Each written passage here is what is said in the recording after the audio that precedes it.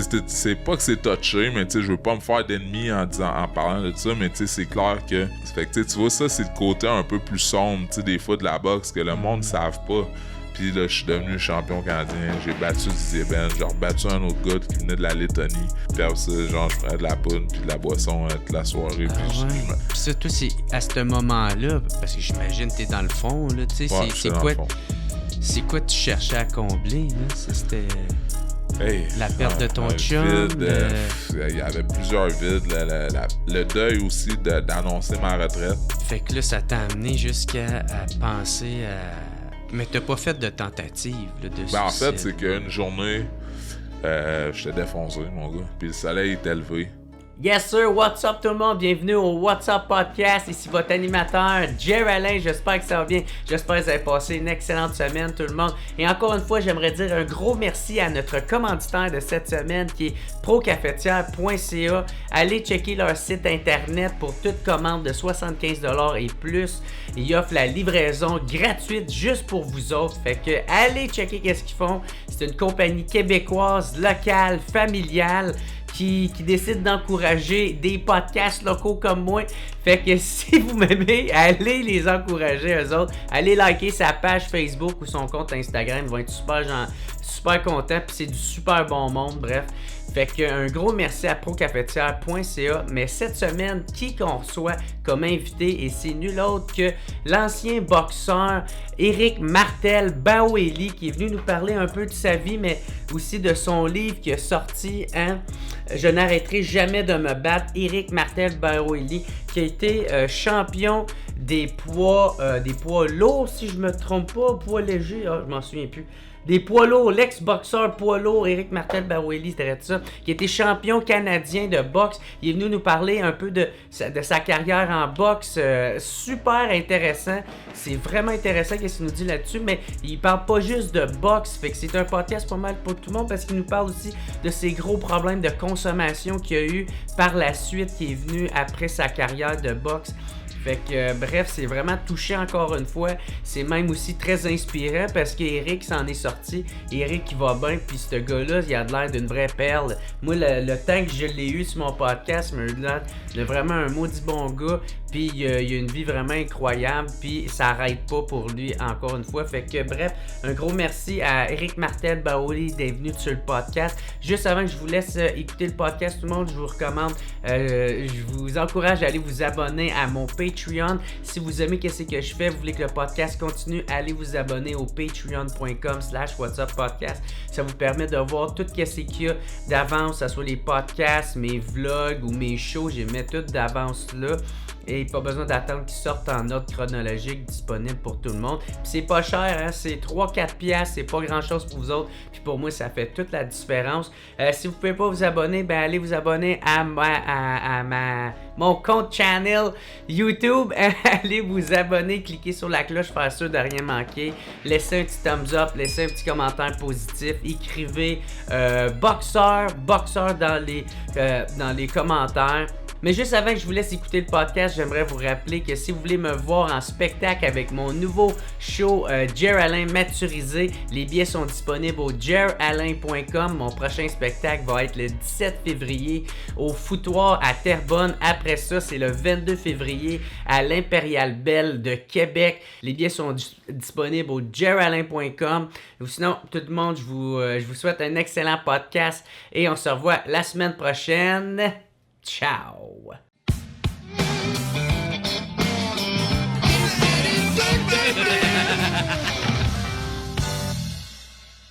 What's up tout le monde? Bienvenue au What's Up Podcast. Je suis super content de ce nouvel épisode, mais juste avant, encore une fois, dire un gros merci à procafetière.ca qui commandite ce podcast.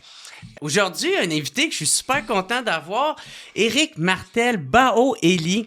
Il était champion canadien des poids lourds en 2013. Il a écrit le livre « Je n'arrêterai jamais de me battre ».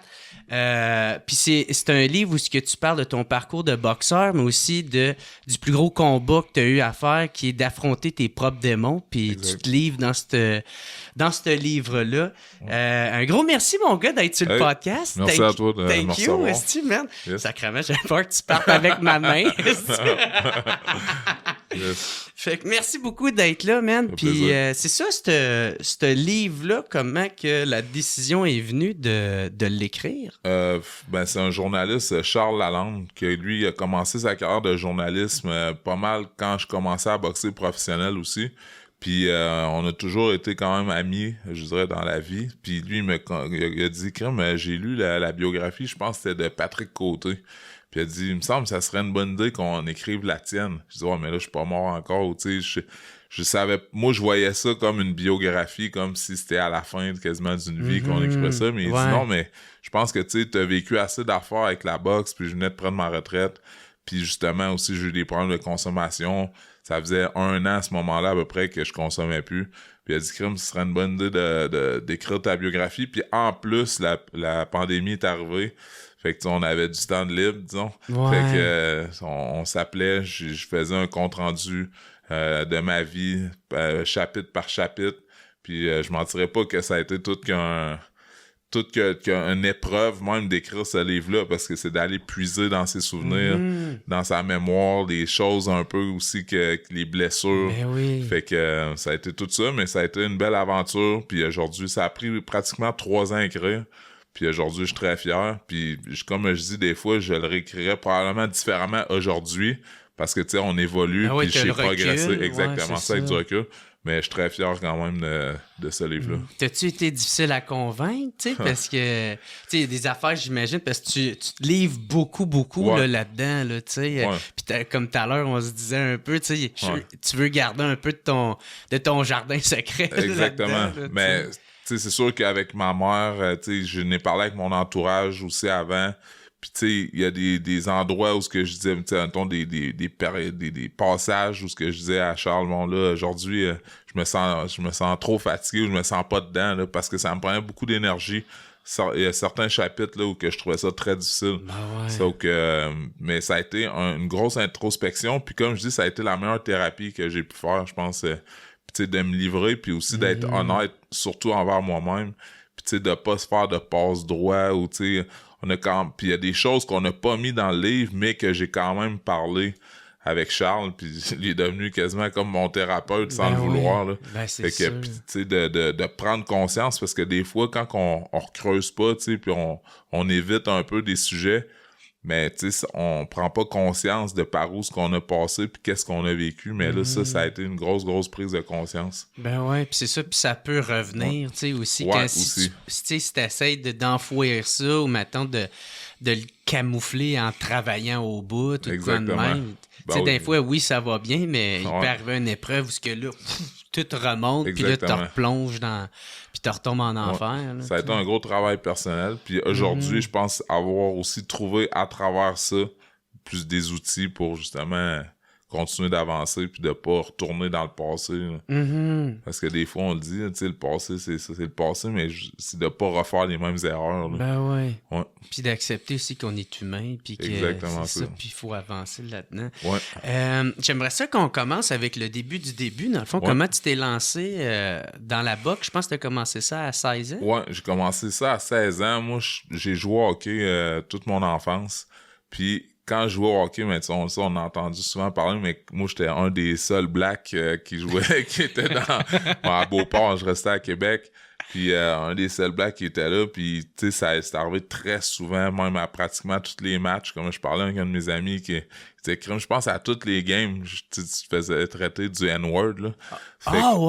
Ouais, c'était incroyable. Puis tu sais, c'était facile parce que justement, tu sais, c'est qu'est-ce qui est visible, qu'est-ce qu'on peut voir. Ça fait que moi, c'est ma couleur.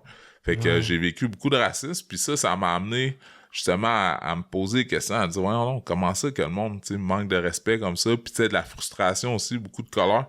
Fait que surtout à 16 ans, puis même avant ça, moi j'ai commencé à jouer à 8 ans, 7-8 ans au hockey, ça fait que puis ça a commencé dans ces années-là. Ça fait après ça, ben là, j'ai commencé à m'intéresser beaucoup à l'histoire des Noirs aux États-Unis. Là, j'ai vu un Mike Tyson qui avait fait un reportage où il était interviewé puis il disait que lui, maintenant qu'il boxait, il allait plus jamais se faire manquer de respect puis tout ça. Puis j'ai vu aussi Mohamed Ali qui défendait les Noirs aux États-Unis puis qui travaillait, qui avait tout dans l'histoire. Donc, les droits civils. Exactement ça. La ségrégation. Exact. Fait que moi, c'est comme ça que j'ai venu qu'à m'intéresser à la boxe. Puis aussi, je me disais, crème, je vais me faire respecter. Tu sais, en étant un petit gars, mais tu sais, on faisait du casse-gants après les matchs, souvent dans la chambre d'hockey. Ça veut dire on mettait le casse d'hockey, puis les gants, puis on y allait bang bang. Puis à un moment donné, je me suis rendu compte que j'étais pas super, tu sais, j'étais capable de tenir mon bout. Moi, j'ai fait ça, puis je me suis rendu compte, j'aime pas ça, la violence. Non. Ben, c'est ça, c'est là qu'on voit, tu sais.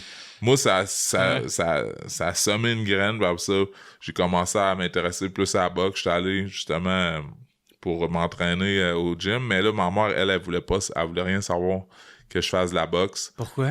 À cause de la violence, puis elle voyait ça comme un sport un peu de... Puis ça allait t'encourager d'être dans cette voie-là dangereuse. Exactement. Puis... Donc, mais quand même, j'ai trouvé une façon de détourner ça, puis j'étais allé au gym. Dans le temps, c'était Fernand Marcotte, qui avait une école de boxe à Québec, puis que je suis allé là.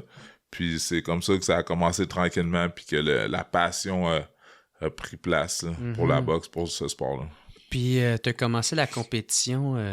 J'ai commencé plus à 18 ans la compétition. Okay. Fait que j'ai fait ça, c'était amateur, ça? Amateur, ouais. Ça fait que dans le fond, en 2000, exactement, j'ai fait mon premier combat amateur. Ça, c'était à Beauport, dans une salle communautaire. Je me suis battu contre un gars de Shawinigan, je pense que c'est Marc-André Hamel, en tout cas. Puis j'ai knocké en 45 secondes.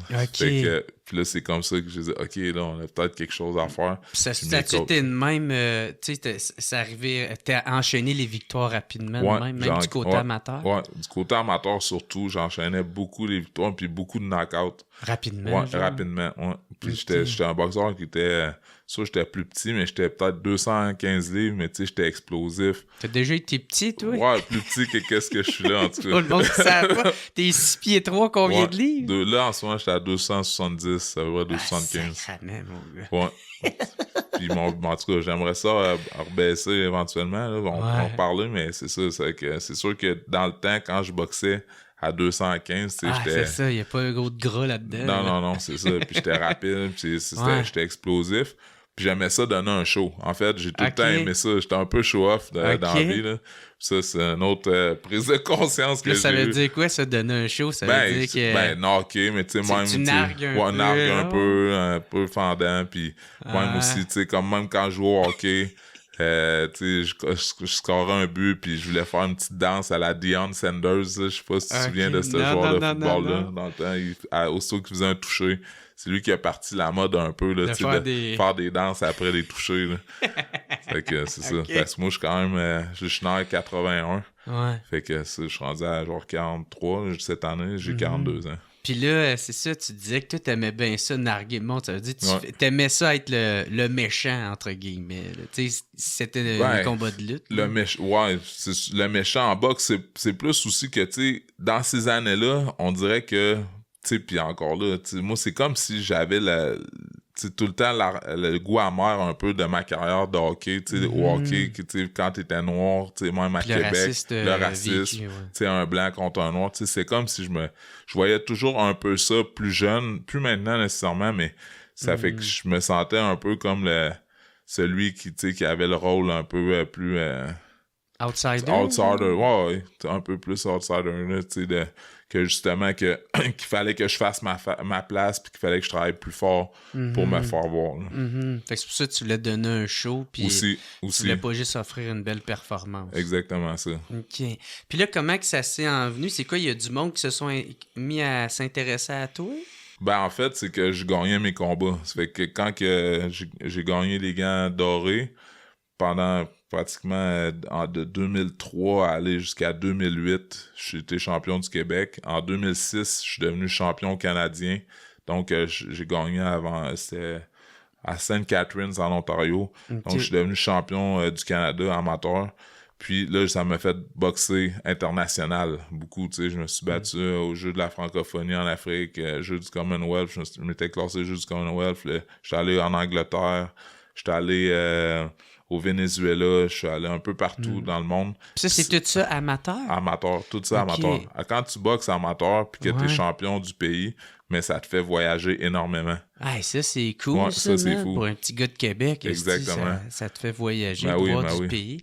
Mais c'est quoi la différence entre amateur et professionnel? Parce que la façon dont tu parles, on dirait que Ouais, que c'est pro. C'est aussi prestigieux que c'est prestigieux, puis dans ouais. le temps, j'avais un carding, ça me donnait à peu près 52 000 par année, tu sais, pour faire mon sport. Mes études étaient payées, puis j'avais mes études étaient payées. Mon université pouvait être payée, puis j'avais un cellulaire de payer aussi, puis l'Internet par Bell. On était comme commandité par Bell aussi. OK. Quand t'étais champion. C'était qui te donnait ces bourses-là? Ça, c'est le gouvernement. Ah, OK. Fait que t'étais gouvernemental, puis on subventionné. Avait subventionné, puis j'avais une autre bourse au niveau provincial aussi, qui était plus petite, mais quand même... Mais Chris, tu peux vivre de ton sport. Je pouvais vivre de ça à ce moment-là. OK. Puis là, pourquoi t'as décidé de switcher à... Professionnel, parce que j'ai perdu 2 combats, en fait, contre Didier Ben. C'est drôle, parce qu'après ça, je me suis rebattu professionnel contre lui. Puis là, je l'ai battu, mais amateur, dans ces années-là, ce qui est arrivé, c'est que moi, je me suis fracturé le pouce au championnat canadien, puis je me suis fracturé l'autre pouce en Finlande. Puis il y avait les qualifications des championnats canadiens pas longtemps après. Fait que, tu sais, j'étais pas à mon 100%, mais tu sais, je veux pas donner d'excuses. Puis le coach de Didier Benz, qui était très, très bon aussi à l'époque, tu sais, m'avait joué un peu dans la tête, là, je dirais, là. Ça fait que, tu sais, ce que ça veut dire, ça? Il était venu te parler? Ouais, il venait me parler, tu sais. Tu vas perdre. Ouais, peut-être pas, il me disait pas, je vais perdre, mais tu sais, il y avait le tour, tu sais. Puis, tu sais, en tout cas, aujourd'hui, il est malheureusement décédé. Attention, pas de blesser, là. Ouais, non, quasiment ça. Mais c'est un gars qui connaissait la game vraiment bien, là. Puis aujourd'hui, il est décédé, malheureusement, avec Claude Bélanger. Pensez pour lui. Mais, tu sais, on est tout le temps resté en bon terme quand même. Mais, tu sais, même Didier, contre qui j'avais perdu à l'époque, je suis resté en bon terme. Puis même si que je l'ai battu en 2013 au Colisée de Québec. Puis on a tout le temps été proches quand même comme amis. Puis tout ça pour dire que, tu sais, amateur, c'est ça m'a fait vivre des belles expériences. Mais quand j'ai perdu contre lui la deuxième fois, mon coach me dit, tu sais, tu commences à vieillir. Il dit, tu sais, si tu veux faire plus d'argent, ce serait bon qu'on aille professionnel. Puis il y avait Interbox à l'époque, tu sais, qui s'était montré intéressé à me faire combattre. Tu sais, à me trouver des adversaires. Tout ça. Puis dans ce temps-là, c'était Lucian Boutet, la grande vedette, là, tu sais, d'Interbox. Puis il se battait souvent au Centre Bell à des gros shows. Fait que c'est comme ça que j'ai fait que j'ai tourné professionnel. Puis j'ai fait mon premier combat justement en sous-carte de Lucian Boutet contre Librado Andrade. Là, ça avait fait un gros scandale puisqu'à la fin, au 12e round, Lucian Boutet était ébranlé puis il avait réussi à se relever comme à la dernière seconde. Puis la cloche avait sonné. Puis finalement, en tout cas, il avait été sacré vainqueur. Puis c'est ça, moi je m'étais battu contre Stéphane Brutus Tessier à ce moment-là. Au Centre Bell. Ça a été mon premier combat professionnel. Puis ça, t'étais-tu stressé de faire ton premier combat? Oui. Ah ouais, même si t'avais déjà toute cette expérience-là comme amateur? Parce que là, t'as plus de casse. Moi, dans le fond, quand je boxais amateur, j'avais un casse. C'était des 3 rounds. Avec des genres d'oreilles. Exactement ça. C'était des 3 rounds.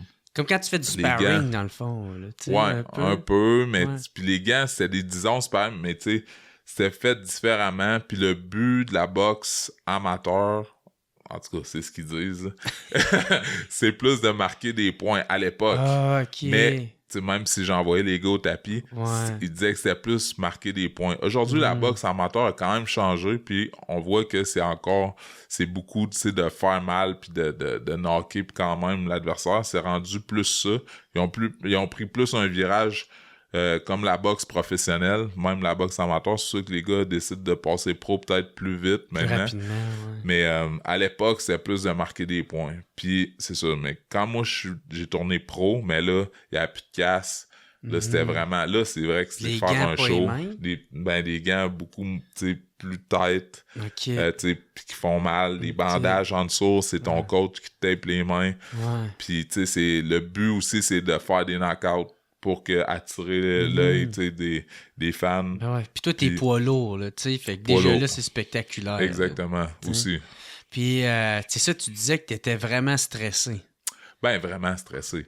Je veux dire, j'étais stressé, oui, mais tu sais, c'était pas comme... Admettons, mon premier combat amateur, ça, j'étais stressé, incroyable. Je me vidais le corps, je buvais une bouteille d'eau, j'allais tout de suite aux toilettes, j'apissais, là. C'est incroyable. Sauf que, tu sais, professionnel, là, on dirait, tu sais, j'avais un bon background quand même. J'avais 70 combats amateurs. Fait que, tu sais, Puis j'avais boxé international. Des fois, tu te retrouves dans des pays où tu sais même pas c'est qui compte. Tu sais pas les noms des gars. Là, t'arrives là-bas, puis OK, tu vas te battre contre lui. Ah, tu vas te battre contre lui. OK, c'est beau. Puis c'est ça, c'est que c'est facilement... Est-ce que t'as une anecdote de m'emmener, t'étais surpris ou... Ben, c'est juste que quand je suis allé justement en Afrique, moi, je trouvais que c'était intimidant quand même. T'arrives en Afrique au Jeu de la francophonie en 2005. Les gars, t'as des pays, le Cameroun, t'avais l'Égypte, t'avais, plein de... La Russie, t'es-tu là? Non, la Russie, t'es pas, c'était au Venezuela, mais t'avais plein, c'est sûr, parce que c'est le Jeu de la francophonie, donc c'est des pays francophones, mais plein de pays, la France, t'es là, puis tu vois plein de gars, puis moi, je m'imaginais, c'est-tu lui, peut-être c'est lui, je vais peut-être me battre contre lui, puis j'étais facilement impressionnable un peu, des fois, par la stature. Puis je me rappelle, il y avait un Camerounais, là, il devait peser 300 livres, mais en shape. Là. Mais les gars, ils savaient pas boxer. Comme, il était pas super bon en boxe, mais il était impressionnant à voir. Mais c'est plus ça. Mais une fois que tu voyais boxer, tu étais comme... tu étais plus à l'aise. Mais comme quand je suis allé aussi au tournoi Ringside en 2005, aussi en 2005, même année, tournoi Ringside aux États-Unis, là, j'étais à des phénomènes, là, des méchantes pièces, là, des gars de 6 et 6, 6 et 7. Mais tu sais, c'est comme, une fois que t'es dans le ring, c'est complètement différent. Okay. Des fois, tu vas voir des gars qui ont des shapes incroyables, puis finalement, c'est un sport, puis tu vois qu'ils savent pas boxer tant que ça, ou sont pas si efficaces. Ils sont remplis d'eau. Remplis d'eau, hein, aussi, peut-être. Fait que c'est ça, non, mais t'es capable de, justement de les dégonfler facilement. Ben c'est ça, j'imagine, parce que c'est beaucoup dans le mental. Là, c'est mental. C'est un sport qui est très mental. La boxe, puis aujourd'hui, j'en prends encore plus conscience, à quel point j'ai des combats que si j'avais été moins intimidé, ben c'est sûr, il y a le côté préparation, mais tu sais, moins, tu sais, que l'adversaire avait peut-être moins joué dans ma tête, ou tu sais, quand on fait la pesée officielle, tu sais, que tu regardes dans les yeux, puis tout ça, ça a un impact quand même, tu sais, mais oui, ça a un impact, tu sais, dans le sens que, tu sais, c'est là, après, tu sais que la prochaine fois que tu vas revoir ce gars-là, à moins que tu le recroises, tu sais, quelque part dans la chambre à l'hôtel, mais tu sais, souvent, c'est la prochaine fois, ça va être dans le ring. Puis là, on va se taper dessus. Ouais, puis c'est là que ça se passe. C'est exactement. Ah ouais. Ouais, puis la boxe pro, ça veut pas, tu sais, c'est pas... tu t'en vas te faire mal. Là. Ben oui, se faire knocker, il n'y a pas rien de fun. Mais oui, c'est dangereux. Ben oui. Tu t'en vas te battre pour ta vie là-dedans. Exactement, carrément. Puis il y en a qui ont laissé leur vie dans le ring. Là. Ben oui. Fait que là, t'es au Centre Bell, ton premier combat de pro. Ouais. Puis comment que ça se passe? Ça se passe très bien, honnêtement. J'ai gagné une décision unanime, mais contre un gars qui était extrêmement tough. Là. Stéphane Brutus Tessier, c'était un gars qui avait déjà une renommée pour durer dans tous les combats. Je pense qu'il s'est jamais fait knocker. Je peux pas dire exactement quand c'est le combat, une trentaine professionnelle, plus que ça. Moi, je pense une quarantaine professionnelle. Il s'est jamais fait knocker. Il s'est battu contre tout le monde international. Fait que, tu sais, je savais que ce gars-là, je m'étais battu 2 fois amateur contre lui. Une fois amateur contre lui. Ça avait fait un combat que j'avais dominé, mais quand même, tu sais, c'était un encaisseur. Fait que c'est exactement la même chose qui est arrivé au niveau professionnel. Okay. Mais ça a donné un bon show quand même pour les gens qui étaient sur place. Mais ça a quand même été vite tes débuts parce que, tu sais, t'as enchaîné plusieurs victoires dessus. J'ai eu 7 victoires, 0 défaite, sans avoir de promoteur. En fait, c'est Interbox qui me faisait boxer quand même, mais j'ai jamais été protégé. Au début, les 7 premiers combats, c'était avec Interbox plus, sans être protégé. J'ai gagné. Puis ensuite, c'est le groupe Yvon Michel qui m'a offert un combat au Colisée de Québec aussi. Puis là, j'ai connu ma première défaite. Puis tu sais, j'étais pas bien préparé. Il y a eu plein de choses là, qui se sont passées. Là. Donc, c'est quoi ça veut dire, ça, quand tu dis que j'étais pas protégé, tu sais, j'avais pas de promoteur, tu sais, pour les simples paysans comme moi qui comprennent pas un peu ce langage-là. Moi, je parle comme si non, t'as pas à t'excuser, mais tu sais, c'est qu'est-ce que ça veut dire, ça? Mais ça veut dire que, tu sais, les promoteurs de boxe, c'est leur... Tu sais, mettons, je prends aujourd'hui Eye of the Tiger pour ne pas les nommer, ou peu importe le promoteur, lui, il va chercher les boxeurs. Puis lui, son but, c'est que ces boxeurs deviennent un jour champions du monde. puis qu'il fasse de l'argent. Fait que dans le fond, lui, c'est une business. Puis il veut protéger le plus possible ses boxeurs, tu sais, les faire gagner, puis avec des bons combats quand même pour que les gens disent que c'est un méchant bon boxeur, puis tu sais, que ça soit bon. Mais en même temps, il veut pas que son boxeur perde. Le moins de risque possible. Le moins de risque possible. Ou qu'il se blesse. Ouais. C'est exactement. Ça fait que, tu sais, pour faire monter sa carrière, puis qu'à la fin, tu sais, il puisse se battre en championnat du monde, puis faire récolter le maximum d'argent possible. Ben ça, j'ai déjà entendu ça, tu sais, qu'il y en a qui reprochaient ça à certains promoteurs, que, tu sais, crime, il fait exprès d'y donner des mardes pour justement, mettons, de faire monter sa fiche de victoire. Exact. Puis qu'il après ça... Ben oui, c'est sûr, c'est certain qu'il y en a qui font ça, puis ça a longtemps été ça aussi pour la majorité des boxeurs. Pour moi, je me trouve un peu... c'est pas que c'est touché, mais je veux pas me faire d'ennemis en parlant de ça, mais c'est clair que il y a les promoteurs vont monter des fiches un peu à leurs boxeurs. Quand tu vois des fois des gars de 20-0, 25-0, il y a juste peut-être Floyd Mayweather que vraiment il a affronté toute la crème, puis que sa fiche est représentative, même s'il n'y a pas de défaite. Mais souvent, il y a des gars que il y a d'autres bons boxeurs. Il faut pas oublier ça. C'est mondialement. Puis nous autres, des fois, on focus sur notre petit Québec. Ah, lui, il est fort, il est fort.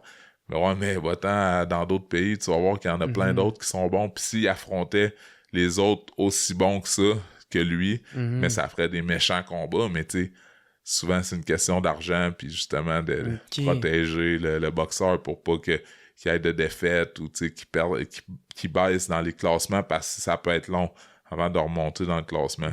Mais quand, mettons, quelqu'un il est champion du monde, là, parce que ça, j'ai catché, il y a comme plusieurs ligues de boxe. Ouais, c'est plusieurs commissions. Commissions, c'est ça, ça serait le meilleur terme. Mais tu sais, ça, c'est quoi, il y en a-tu qui sont moins bonnes que d'autres? Ou... Ben, il y a des commissions qui sont moins reconnues. Tu sais, comme la plus grosse, c'est association, commission, peu importe. C'est la WBC, tu sais, qui est la plus prestigieuse. OK, la top of the top. Là. Quand t'es champion de WBC, champion du monde WBC. Ça, c'est vraiment à travers le monde. C'est nice, exact. Okay. Mais tu sais, comme moi, je me suis battu en championnat du monde pour la WBU, qui était vraiment plus mineur, mais ça m'aurait fait monter un peu dans le classement, puis ça te donne une ceinture pareil, puis tu peux dire je suis champion du monde. Ouais, mais tu sais, mais si tu regardes, tu sais, par où je t'ai passé pour te rendre jusque-là, des fois, tu dis, ça vaut pas, tu sais. C'est pas équivalent. C'est ça, c'est pas équivalent. OK. Clairement. Mais par exemple, sûrement que ça te donne peut-être un titre pour affronter un autre plus gros. Exactement. OK, fait que c'est même qu'ils font ça un peu. Ouais. Ça, c'est clair et net. Puis dans plusieurs autres sports ou autres choses dans la vie, quand t'as un titre, mais ça te donne des fois des petits... privilèges. Ben, pas privilèges, mais plus de crédibilité, si on peut dire, ou plus de prestige. Fait que c'est ça. Ouais. Pour pouvoir être considéré à affronter une autre association. C'est ça. OK. Ouais. Fait que là, c'est ça, t'as remporté tes 7 premiers matchs, arrive la défaite. Ouais. Comment tu prends ça? J'ai pris ça très difficile parce que moi, à ce moment-là, quand je suis passé professionnel en boxe, moi, je travaillais encore. Tu sais, je travaillais aussi en même temps. Tu sais, puis j'essayais de trouver des fois des commanditaires ou des manières, tu sais, de travailler moins ou, tu sais, puis mes trainings pour aussi. Compenser. Exactement. Puis à ce moment-là, moi, j'étais agent correctionnel. Je travaillais à la prison de Québec pendant 2 ans. Puis je faisais des 12 heures de nuit. Je faisais des 12 heures des fois de jour, tu sais. Puis le climat, on s'entend que quand tu travailles dans une prison, c'est pas ce qu'il y a de plus plaisant, là, tu sais. Ça fait que ça avait quand même un petit impact aussi sur mon moral, sur la mort que je me sentais. Tu sais, dans ce temps-là, le stress, là, j'avais fait de la pelade. Je sais pas si tu sais c'est quoi de la pelade. Je faisais des plaques, tu sais, où je perdais des cheveux. À cause du stress. Juste pour donner aussi, il y a le psoriasis. Là, ouais, ça. Moi, j'avais été voir, puis j'étais allé voir un médecin, justement, puis il dit Ça, mon gars, c'est parce que t'es trop stressé. Fait que, tu sais, c'est comme une genre de maladie auto-immune qui fait en sorte que... Une réaction. C'est ça. Ça fait que le stress de la boxe, le stress aussi de la prison, c'est que là, j'avais fait un switch. Je me souviens pas, par exemple, dans ces années-là, je pense que j'avais changé pour agent d'intervention en centre jeunesse. Mais quand même, tout ça faisait en sorte que, tu sais, je travaillais. Puis t'étais pas 100% j'étais pas 100%. Pour la boxe. J'étais pas 100%. Puis j'ai fait ça. J'ai eu 3 défaites en ligne. Dans le fond, en 2000, c'est ça. Les dates, je me souviens plus exactement, mais je me semble que c'est 2011. 2011, ma première défaite. 2010. Ah, ouais, 2011, ouais. Ça. Fait que c'est ça. Ça fait que 2011, ma première défaite. Après mais ça, c'était unanime. C'était en décision unanime. Que j'ai perdu contre Silvera Louis. En TKO. Ouais, je me suis fait arrêter. Après ça, je me suis battu au Centre Bell contre Bogdan Dinou. Puis, puis je me suis battu en championnat canadien contre Raymond Olubowale, que lui était 6 pieds 8, 280. Puis lui, je l'ai rebattu. Après ça, j'ai replacé mes affaires dans ma vie. Puis je me suis rebattu contre lui, je l'ai knocké au 6e round. Ah, c'est de même que t'es devenu champion canadien. C'est de même que je suis devenu champion canadien, ouais. OK. Seigneur, 6 pieds 8. Ah, c'était un monstre, ce gars-là. Puis qu'est-ce qui est drôle, tu sais, tantôt, on parlait un peu, tu sais, d'être intimidé pis tout ça. Puis la première fois que je me suis battu contre lui, je m'étais toujours dit, quand lui boxait amateur, que je voudrais jamais me battre contre ce gars-là. Parce qu'il était trop une pièce, puis qu'il savait boxer en plus. Puis finalement, je me suis battu 2 fois professionnel contre lui. Puis je l'ai battu une des 2 fois. Puis même la première fois, je l'avais envoyé au tapis aussi durant le combat. Mais tu sais, qu'est-ce que des fois, je trouve un peu plate par rapport à ma carrière, c'est que tout ça, là, tu sais, il y a personne qui a vu ça ici au Québec, là. Tu sais, moi, j'étais allé me battre à Calgary, tu sais, puis il y a plusieurs de mes combats, même au niveau amateur, puis même professionnel, tu sais, que les gens, ils ont jamais vu. Tout ce qu'ils voient, c'est vers la fin de ma carrière, quand je me suis battu contre Adam Braidwood, que je me suis fait knocker au Centre Bell, ou, tu sais, des fois, des combats qui ont été plus difficiles, contre aussi Dylan Carmen, ça a passé sur TSN. Genre, je pense que j'étais allé 5 fois au tapis, lui, était allé 3 fois au tapis. Tu sais, c'est ces combats-là que les gens se souviennent, mais tu sais, ils n'ont pas eu les débuts, tu sais, de où ce que je viens. La première moitié, genre. Exactement ça. OK. Ouais. Puis c'est quoi ça, d'après toi? C'est parce que à ce moment-là, les médias s'intéressaient pas à ça? C'était différent, puis il y avait pas... Tu sais, c'était les réseaux sociaux, c'était beaucoup moins... utilisé, là. Ouais, pis ici, on vit que pour le hockey, là. Ouais, aussi. Pis là, tu sais, moi, souvent, je vois des combats de boxe, mais tu sais, c'est comme TVA Sport qui l'achète ou qui achète un... Fait que... Mais aujourd'hui, pour ça, par exemple, les promoteurs, en tout cas, comme Eye of the Tiger, je trouve que il y a une autre philosophie, pis tu sais, ils prennent plus de boxeurs issus du milieu amateur puis du Québec, puis ils les font boxer beaucoup. Tu sais, ça fait que tu sais, je trouve que quand même, tu sais, tantôt... Ça fait un peu plus rayonner. Ouais, ça fait plus rayonner, puis pour ça, je trouve ça bon, tu sais, puis justement, eux autres, ils protègent quand même leurs boxeurs, mais, tu sais, ils donnent aussi, tu sais, comme je regarde, là, Makhmoudov qui s'est fait battre en Arabie Saoudite, mais, tu sais, ils testent quand même, tu sais, leurs boxeurs, mais ils en ont plus aussi. Fait que, tu sais, comme même Simon Keane, je sais pas Simon Keane aussi qui s'était fait battre. Fait que, tu sais... Je pense que c'était la première fois qu'il se faisait battre. Là, non, il avait déjà perdu aussi contre Dylan Carmen, le même que moi, je m'étais fait battre aussi. Ah, ben ouais, c'est vrai, vous êtes dans la même catégorie. Puis moi, puis Simon, on est des chums, là, pareil, dans la vie, là, tu sais. Puis on s'est entraîné beaucoup ensemble. Je me suis battu contre lui amateur une fois. Puis c'est ça, lui, il était un peu plus jeune que moi. C'est pour ça qu'il y a un petit décalage, mais... Puis lui, il était signé avec Eye of the Tiger, justement. OK. Puis toi, c'est quoi, tu t'es pas fait approcher par eux autres? Ou... Ben, moi, je me suis... Mon dernier... Ben, j'ai comme été dans une période creuse un peu. Tu sais, moi, ça a été plus en 2000... Je suis passé pro en 2008. Puis, tu sais, dans ces années-là, c'était beaucoup Interbox. Il n'y a pas... Puis, groupe Yvon Michel qui commençait, mais il n'y avait pas de promoteur vraiment qui signait tant que ça des boxeurs, tu sais. Puis, je sais pas, on dirait que... Peut-être aussi une question de choix, tu sais, on dirait que je cherche même plus à comprendre nécessairement comment pourquoi. Ça s'est fait. Exactement, tu sais, je me dis, je regarde vers l'avant aujourd'hui, puis ça sort, je peux pas comme c'est mon oncle qui me dit ça, je trouvais ça bon, il dit, tu peux pas réécrire l'histoire. Fait que clairement pas, ça fait qu'aujourd'hui, tu sais, j'en veux pas non plus à personne, tu sais, je me dis, regarde, on essaie de rayonner aujourd'hui autrement. Mm-hmm. Puis là, tu sais, quand tu parles, maintenant que tu as eu 3 défaites consécutives une après l'autre, ça doit te jouer dans la tête. Aussi. Tu sais, oui. comment que... Tu pars de 7-0, puis là, tu t'imagines un jour, je vais être champion du monde. Là, boum, 3 défaites. T'as toute la confiance du monde. Exact. Mais si personne va m'arrêter. Non, c'est ça. Mais je trouvais ça dur quand même à ce moment-là. Parce que justement, je travaillais quand même. L'argent rentrait pas tant que ça. Mm-hmm. Tu sais, il y avait des périodes. J'ai eu des périodes très creuses aussi dans ma carrière de pro, là, tu sais, qui s'est échelonné sur 10 ans. Là. Fait que c'est ça. Fait que j'ai comme pris des combats que j'aurais peut-être pas dû prendre. Tu sais, comme lui, ce combat-là, ma première défaite contre Silvera Louis, tu sais, j'avais une entorse cervicale pas longtemps avant. Mon coach, je sais pas, il y avait des trucs personnels. Tu sais, il m'entraînait pas beaucoup.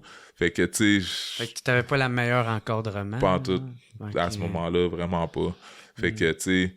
Puis ça a été comme ça. Après ça, je reprends un autre combat pour faire un peu d'argent parce que l'autre contre Bogdan Dinu, qui était un Roumain qui avait été champion du monde junior puis tout ça, puis qui était signé pratiquement par Interbox. Tu sais, je voyais pas les chances ben de gagner, mais... Je me disais, ça va être un... Tu sais, dans ce temps-là, c'est pas les grosses bourses non plus. Hein. C'était 4000$. Je disais, ça va être un 4000$. Mm-hmm. Puis je me suis fait fracturer à la joue, dans le fond, pour 4000$. Ouais. Fait que tu vois, ça, c'est le côté un peu plus sombre, tu sais, des fois de la boxe, que le monde ne savent pas. Tu sais, le monde, il s'imagine, le gars, il fait du cash, il s'en fout, tu sais, la santé. Mais crime, quand tu te fais taper de même, tu te fais casser une joue, tu fais une commotion cérébrale. C'est un coup de dé à chaque fois. Tout le temps. Puis ça a des répercussions aussi sur, tu sais, comment tu te sens les journées après, les semaines après, les mois. Mais oui, autant physiquement que mentalement. Exactement là, ça.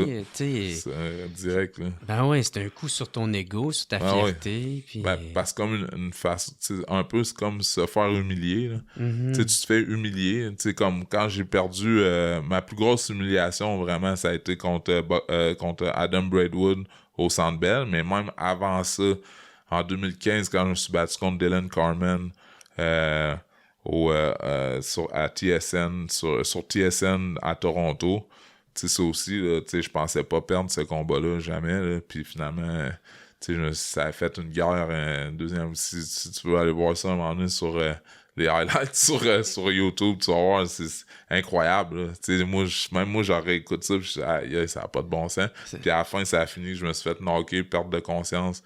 Puis j'étais à terre, ça prend du temps. Ça, c'est avec Adam Braidwood? Non, ça, c'est contre Dylan Carmen. Dylan Carmen, ouais, OK. Exact. OK, ouais, c'est ça, parce que t'avais même, je pense, c'est Stéphane Larouche qui disait qu'il avait qualifié ça de combat à la Rocky. Ouais, là. Exactement ça. Exact, carrément. Ouais. Puis ça a été classé, en tout cas, selon les dires des gens sur place, comme le meilleur combat des 10 dernières années au Canada. Ah ouais? Toutes catégories confondues. À cause des deux, vous tombiez tout le temps. Puis ça se tapait, là, c'est incroyable. Là. Les gens se relevaient, puis voyons donc, puis tu sais, moi, pouf, un crochet de droite. Oh, lui, c'est lui qui tombe. Après ça, il revient, boum, une main droite. Hey, boum, c'est moi qui tombe. Tu sais, là, j'en ris, mais tu sais, quand tu y penses, pareil, là. Puis tu sais, dans ces années-là, moi, j'avais commencé à... Tu sais, je faisais le party pas mal aussi entre mes combats. Puis je me rappelle, j'avais des chums qui étaient venus. Puis tu sais, on est sorti le soir, on a popé les bouteilles, puis fait les fous un peu. Ouais. Fait que tu sais, je me dis, crème, j'aurais pu mourir là c'est ce soir-là. Ouais. Ouais. Genre à cause des commotions. Puis tu sais, j'étais bizarre, là. Tu sais, j'étais pas... j'ai retrouvé des photos, là, que tu sais, je prends des photos avec mes chums, j'ai un œil à moitié fermé, tu sais, puis à cause des ecchymoses, là. Puis c'est pas à cause de la boisson, là. Puis en plus que j'ai rajouté ça. Fait que, tu sais, des fois, c'est prendre soin de soi. Je prenais pas soin de moi pantoute dans ces années-là.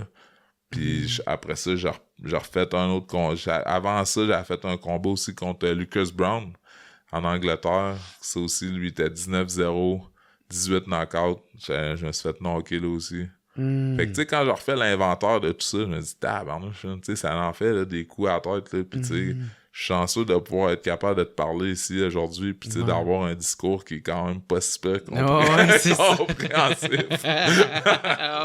Ouais. De pas être un légume. Non, c'est ça, carrément. Là. Parce que, tu sais, en plus, je sais pas si t'as vu ça, mais tu sais, mon meilleur chum, moi, est décédé. Là. David Whittam, il est décédé après un combat de boxe. Ça fait que, tu sais, moi, ça c'est quelque chose aussi qui m'a énormément affecté. C'est décédé en 2018. Puis, tu sais, dans le fond, pas longtemps après sa mort, moi, j'ai fait mon dernier combat. Puis j'ai comme compris, là, en ayant une introspection aussi, que, tu sais, la prochaine fois, ça pourrait être moi aussi, tu sais, qui se ramasse là. Ça fait que... Fait que tu t'es rendu compte que t'avais fait un peu le tour, puis j'avais fait le tour de la boxe, tu sais, puis des fois, tu sais, le monde était comme il est, là. Tu sais, des fois, je me dis, il y a du monde qui m'écrit, « Ouais, là, aujourd'hui, t'es vraiment en forme, t'es bien, man, tu devrais faire un retour. » Hey, j'ai 42 ans. Deuxièmement, tu sais, je veux dire, ça m'intéresse plus. Ça m'intéresse plus pantoute. Ça me tente encore de me défier puis d'avoir des défis personnels dans ma vie, mais ça m'intéresse plus de recevoir des coups, de mal filer, de me faire humilier au pire même devant, je sais pas combien de centaines de milliers de personnes. Puis tu sais, ça me tente juste d'être en paix puis d'être bien. Là. J'imagine que tu t'es prouvé que c'était à te prouver. Là, exactement. Aussi. Carrément. Ouais, t'as plus besoin de... Carrément. Puis tu sais, de héros, tu sais, à un moment donné, c'est comme l'idole, tu sais, je me rappelle quand j'étais battu au Colisée, que là, contre Didier Benz, que je parlais tantôt, que là, puis j'étais champion canadien déjà avant ça, puis là, je gagne contre Didier Benz au 2e round dans le knockant. Ben là, tu deviens une vedette incroyable, puis tout ça, mais pas longtemps après, tu sais, le monde, il oublie ça, là, tu sais, puis tu sais, quand tu te fais knocker, puis tu sais, là, le monde, c'était un pas bon, tu sais, ça fait que ça peut virer vite, puis tu sais, aujourd'hui, ça m'intéresse plus. De héros à zéro rapidement. Exactement, héros à zéro, puis tu sais, comme je dis, j'ai fait le tour, j'ai joué au hockey aussi, dans ces années-là, je jouais au hockey aussi dans le senior, puis tu sais, c'est comme, tu sais, à un moment donné, le monde veut te voir te battre, tu deviens comme une bête de cirque un peu, tu sais, mais le monde s'en fiche de ta santé. Le monde en a rien à foutre, en fait, tu sais, puis je l'ai vu pour plein de gars, tu le vois dans la Ligue nationale aussi, des toughs qui se sont enlevés à la vie ou du monde, tu sais, fait qu'à un moment donné, tu réalises, tu dis, ok, ouais, dans le fond, tout le monde qui sont ici, ils s'en fichent même de ma santé, ils s'en fichent de qui vraiment, c'est qui la personne, de qui ma personne, tout ce qu'ils veulent, c'est voir deux gars en train de se taper dessus puis se faire mal. Sauf que, tu sais, après ça, les journées qui suivent, puis comment tu te sens, puis si t'es down ou quoi que ce soit, là, il n'y a plus personne. Fait que, tu sais, aujourd'hui, je me dis, ma priorité, même c'est ma santé physique, ma santé mentale. Puis oui, être en forme, être en shape, mais pour moi, et non pas pour personne d'autre. Puis tout ce que je mets sur mes réseaux sociaux aujourd'hui, je sais que je peux inspirer d'autres personnes, mais je le fais en premier lieu pour moi, pour me sentir bien. Ben ouais, parce que t'avais dit ça, m'a amené, je sais pas si c'est dans ton livre ou dans un article, mais que il y a beaucoup de paraître, là, tu sais, parce qu'il y a beaucoup de high, là, quand t'étais à la boxe, puis c'est facile de tomber dans le paraître. Ben, ouais, c'est fou. Tu sais, pour vrai, c'est... Moi, en plus, comme je disais tantôt, j'étais un peu show-off, tu sais, quand j'étais plus jeune, je voulais être humoriste, c'est drôle que... puis, tu sais, je voulais même, tu sais, faire du théâtre, peu importe, puis j'en ai fait, moi. Mais, tu sais, c'est comme... à un moment donné, tu viens justement, c'est comme une pièce de théâtre quasiment, tu sais, c'était dans le paraître beaucoup, puis tu veux genre que les gens t'aiment, puis je mettais sur les réseaux sociaux que ça allait bien, que je m'entraînais fort, puis tout ça, mais en vérité, là, tu sais, est-ce que je m'entraînais si fort que ça? Est-ce que j'étais si bien que ça? Est-ce que ça me tentait tant que ça de faire ce sport-là, tu sais, même jusqu'à la fin, là, tu sais, avec du recul, je me dis, peut-être pas, hein. Tu sais, oui, je suis content de tout ce que j'ai accompli, puis jusqu'où je me suis rendu. Mais est-ce que moi, tu sais, si c'était pas du paraître puis de ce que les gens allaient dire, est-ce que je me serais rendu vraiment jusque-là? Parce que moi, quand j'étais plus jeune, tu sais, je me disais pas, hey, je vais être boxeur professionnel plus tard, tu sais. Kid, là, moi, c'était genre, je vais faire de la scène, je vais faire rire le monde, je faisais des imitations, plein de trucs. Puis, tu sais, à un moment donné, la vie a dévié un peu, je me suis rendu là-dedans, puis comme je te dis, tu sais, ça fait la personne que je suis aujourd'hui. Mais tu sais, j'ai plein de rêves, j'ai plein d'appréhensions, j'ai plein de défis que je veux relever encore aujourd'hui. Tu sais, ma blonde est enceinte, tu sais, avoir une famille, tu sais, bâtir quelque chose, tu sais, puis justement, tu sais, avoir de quoi, tu sais, à laisser un héritage, mais pas en lien nécessairement avec, tu sais, le fait que je me sois battu, tu sais, dans un ring. Mais que ça soit pas juste ça. Exactement ça. Parce qu'on a une vie aussi après. C'est ça aussi que j'ai réalisé. Là. Ouais. Que, il y a une vie après la boxe. Exactement ça. Puis là, c'est quoi tu dis, dans le fond, c'est que peut-être tu faisais pas ça pour les meilleures raisons possibles ou... Ben non, je pense, je l'ai fait parce que j'aimais ça. Mais tu sais, c'était peut-être aussi beaucoup pour pas nécessairement l'attention, mais le respect, avoir le respect. Tu sais, je pense que c'est bon aussi, mais jusqu'à quel point, tu sais, se faire me taper dessus. Il y a des pour puis il y a des contre. Des pour puis des contre. Okay. C'est exactement ça. Puis tu sais, des fois, le soir, là, t'arrives au gym, là, puis ça te tente pas de te taper ça, avec, tu sais, t'entraîner puis à taper un autre gars. Puis même des fois, j'allais à Trois-Rivières, à Montréal. Je suis venu extrêmement souvent à Montréal, tu sais, m'entraîner, tu sais, puis pour supposément m'améliorer, mais tu sais, en même temps, tu tapes, tu manges des coups, l'autre aussi veut te faire mal, puis tout le temps dans un esprit de confrontation. Tu sais, t'es jamais comme en paix. Tu sais, parce que tu sais que tu vas mettre les gants avec un tel, ah ouais, lui est tough, man, ça va être tough. Tu sais, ça fait que, est-ce que je me couchais le soir pis je me disais, je suis bien, je suis en paix. J'avais tout le temps un petit côté dans ma tête pareil. En mode survie, en mode guerre. Mode survie, guerre tout le temps. Ça fait que, tu sais, c'est un peu, tu viens à la limite avec l'hypervigilance, à la limite, là, tu sais, c'est comme, tu sais, c'est comme un gars un soldat qui s'en va faire la guerre, tu sais, c'est un peu ça pareil, tu sais, t'es tout le temps, ok, ouais, il faut que je sois tough, ouais, il faut que je m'entraîne, ouais, il faut que je fasse ci, Fait que, tu sais, aujourd'hui, je le fais quand même, je vais tout le temps garder ce côté-là, mais, tu sais, je vais amener ça pour que ça soit positif à ma vie, puis justement, que je puisse accomplir d'autres choses. Ouais, Georges Saint-Pierre, il disait ça, lui, que, tu sais, il adorait la UFC, mais il détestait se battre. T'sais. Ouais. Il aimait pas ça aller se battre avec du monde. T'sais. C'est simple, ça faisait partie de, de la game, là, mais exact, ça fait il partie aimait de la pas game, ça. parce que souvent, tu respectes les gars aussi contre qui tu vas te battre, tu viens quasiment te chummer avec eux autres. Puis tu sais, c'est ça. Puis c'est pour ça que le côté un peu santé, on dirait qu'on met ça de côté. Ouais. Ou on le prend pour acquis. On le prend pour acquis. Ou on s'imagine qu'il nous arrive rien. Ou que... Puis c'est vraiment la mort de mon chum David, tu sais, qui m'a fait réaliser que, on n'est pas invincible, je suis pas invincible. Puis, tu sais, moi, s'il y a bien un gars que je disais ça, c'était un méchant tough, puis c'était un solide, c'était lui. Puis tu sais, aujourd'hui, tu vois, tu sais, ça fait que... Tu sais, à un moment donné, c'est ça. Il faut pas que tu prennes rien pour acquis dans la vie. Puis, il faut que, justement, j'essaie d'évoluer puis d'apprendre de tout ça, de tout le bagage que j'ai pu accumuler dans les dernières années pour continuer d'avancer puis de pas faire les mêmes erreurs, mais c'est d'être une meilleure personne. Fait que là, tout à l'heure, on disait que on parlait maintenant de tes 3 défaites, puis t'es réussi à revenir par la suite. Ouais, je suis revenu. Fait que, mais comment t'as réussi, ma tante, à faire le ménage dans ta vie, puis à trouver la motivation, la confiance en soi de faire non, celle-là, là, je vais l'avoir, t'sais. Ben, à cette époque-là, ça a été vraiment d'aller chercher des personnes clés. Une personne changer ton entourage un peu? Un peu, mais tu sais, dans le fond, moi, j'avais François Duguay qui était là, qui était mon head coach, qui est resté là. On a fait un meeting, on a dit, regarde, il faut que telle affaire change. Puis autant pour moi que pour lui. Mais j'étais allé aussi chercher Fabrice Akoué, qui lui était un top préparateur physique. Là. Il aime pas ça qu'on dise préparateur physique, mais en tout cas, je sais que lui, c'était vraiment quelqu'un, tu sais, puis de part aussi sa manière d'être comme personne. Mais bien au-delà de...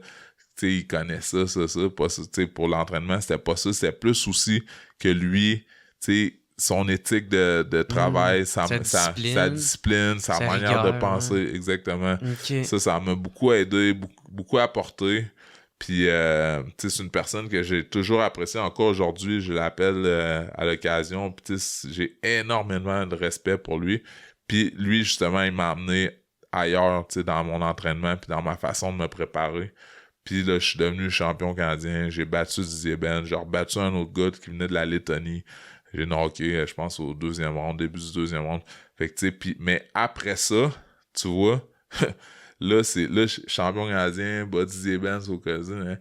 Là, fait un combat chez nous, à Sainte-Foy, au club de boxe. On a fait un gala pro-am, genre, qui est dans le fond une partie amateur, une partie professionnelle. Mais là, tout ça, on dirait que ça m'a un peu monté à la tête. Puis là, c'est là que j'ai commencé à peut-être être un peu trop confiant ou en tout cas faire le party. Puis... Être un peu autodestructeur. Ouais, autodestructeur, ouais. Okay. Puis, tu sais, le côté un peu vedettario, je sais pas, j'étais commandité par le Maurice Nightclub dans ce temps-là, dans ces années-là. Puis, je travaillais dans un bar aussi en même temps. Fait qu'en tout cas, il y a plein d'éléments qui ont fait en sorte que j'ai comme perdu mon focus. Puis, j'étais allé me battre en Angleterre contre Lucas Brown, que je parlais tantôt, qui était 19-0, 18 knockouts. Puis je me suis fait knocker au 5e. Quand je suis revenu ici, là, ça a été... Là, j'ai réellement commencé à avoir des gros problèmes de consommation. Dans le fond, tu vois, c'était en 2015, là, exactement. OK. 2014-2015. Parce qu'avant ça, tu consommais, mais ça se contentait, là. Tu sais, t'avais comme... T'étais quand même capable d'être, comment qu'ils appellent ça, fonctionnel. Très fonctionnel. Puis, tu sais, il y a une limite qu'on dirait que, tu sais, j'allais pas...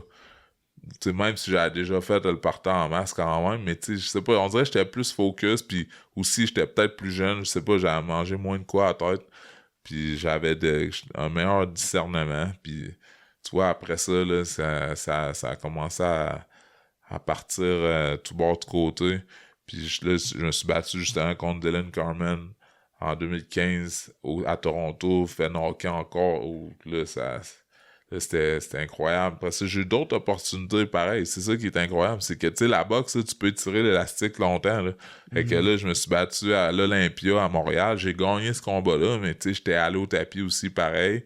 Gagne le combat, fais le party encore après, tout de suite. Fait que t'étais en train un peu de banquer là, tes vieux jours. Exactement. En faisant ça. Là, direct. Parce que c'est une roue qui tourne. C'était tout le temps la même chose. Tout le temps. Mais... C'est ça, mais tôt ou tard, t'allais pogner le fond. Là, c'est sûr. C'est ça. C'est exactement.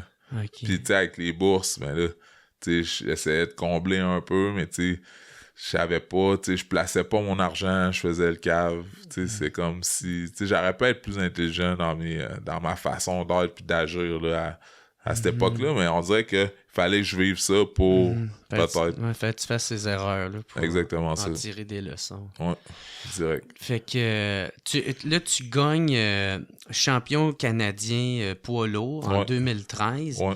Ton feeling, tu sais, comment que tu te sens? Un nuage, tu sais, une ceinture, champion canadien. Je me suis dit, OK, là, regarde, je peux aller chercher titre nord-américain. Tu sais, je voyais ça comme... tu sais, je viens d'accomplir quelque chose, je vais peut-être me faire signer ou faire, tu sais, quelqu'un va peut-être me donner une chance. Puis, tu sais, on cherchait ça là, aussi à cette époque-là avec François Duguay, mon coach. Puis, c'est ça, mais finalement, c'est jamais vraiment arrivé. Ben là, ils m'ont offert de me battre à Toronto. Puis, le promoteur, lui, il disait que si je gagnais, justement, il allait s'occuper de moi. Fait que, c'est ça. J'avais quand même des chances, mais, tu sais, c'était jamais... c'était pas acquis, là, il fallait que je gagne, il fallait que je fasse quelque chose pour pouvoir avoir le contrat. Puis c'est pourquoi t'as pas réussi à gagner? C'était-tu t'étais pas prêt? Je pense que j'étais prêt.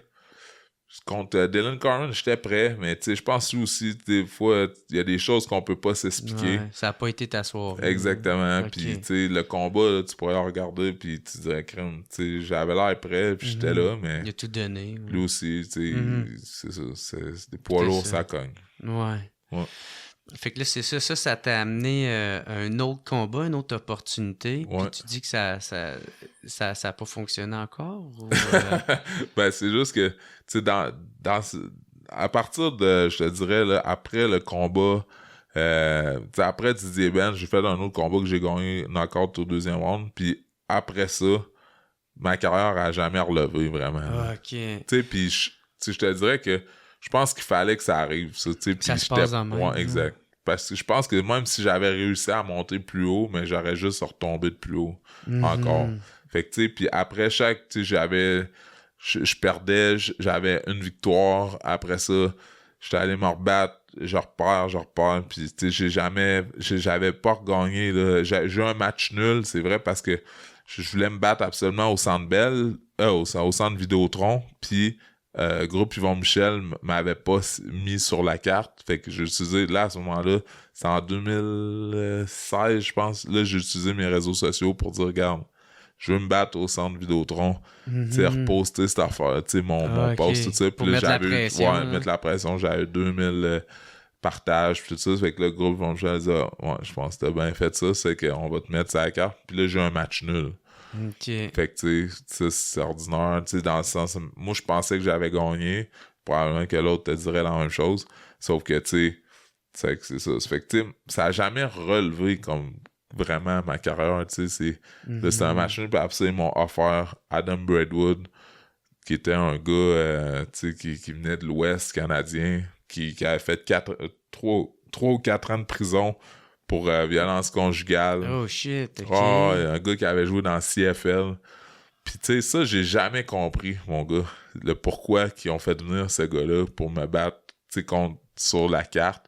Parce qu'à la base, j'étais supposé me battre contre un gars des États-Unis, tu sais, que probablement que j'aurais battu, mais eux autres, ils voulaient avoir un combat que ça allait mieux paraître. Puis tu sais, j'étais pas protégé. Ça fait qu'ils sont allés chercher ce gars-là. Ce gars-là sortait de prison, il avait plus rien à perdre. Encore là, si tu vas voir sur YouTube, tu marques Éric Martel, ça va sortir tout de suite, Éric Martel, Baweli contre Adam Braidwood. Tu vas voir que le gars, genre, tu sais, je m'excuse, là, mais il a pas l'air stock, tu sais, c'est sûr, ce gars-là a pris quelque chose, tu sais, tu le vois, là, tu sais, je veux dire, puis je veux pas, tu sais, lancer des fausses accusations, sauf que, tu sais, c'est évident, tu sais, le gars, il est pas à jeun, tu sais, où il y a quelque chose, fait que, tu sais, puis à la fin, quand je le tape, je l'avais fendu l'œil, il me crie après, puis là, finalement, je me fais knocker, puis c'est ça, c'est que, tu sais, ça a mal fini. Là, à ce moment-là, après le combat, j'ai annoncé ma retraite tout de suite. Ça a été le dernier combat. Non, mon avant-dernier combat. C'est ça, l'avant-dernier. Puis là, tu sais, c'est comme... là, c'est comme si là, vraiment tout venait de s'écrouler. Là. Puis toi, dans ce moment-là, t'étais vraiment en mode autodestruction. Là, en plus, j'avais commencé... T'étais pas encore dans le fond, j'avais pas consommé avant le combat. Tu sais, ça faisait au moins un mois et demi que, tu sais, j'avais rien pris pendant tout, je prenais pas l'alcool. Mais quand même, tu sais, ça reste que je savais qu'après le combat, j'allais faire le party, puis tu sais, ben, tu sais, si j'avais gagné, ça aurait été probablement épouvantable. Là, j'avais perdu, mais ça a été encore plus épouvantable pour vrai, parce que là, ça a été vraiment autodestructeur à fond. Puis, tu sais, ça, c'est que ce soir-là, ça a pas été la journée, puis ça a duré quasiment 1 an, je vais être bien honnête avec toi, là.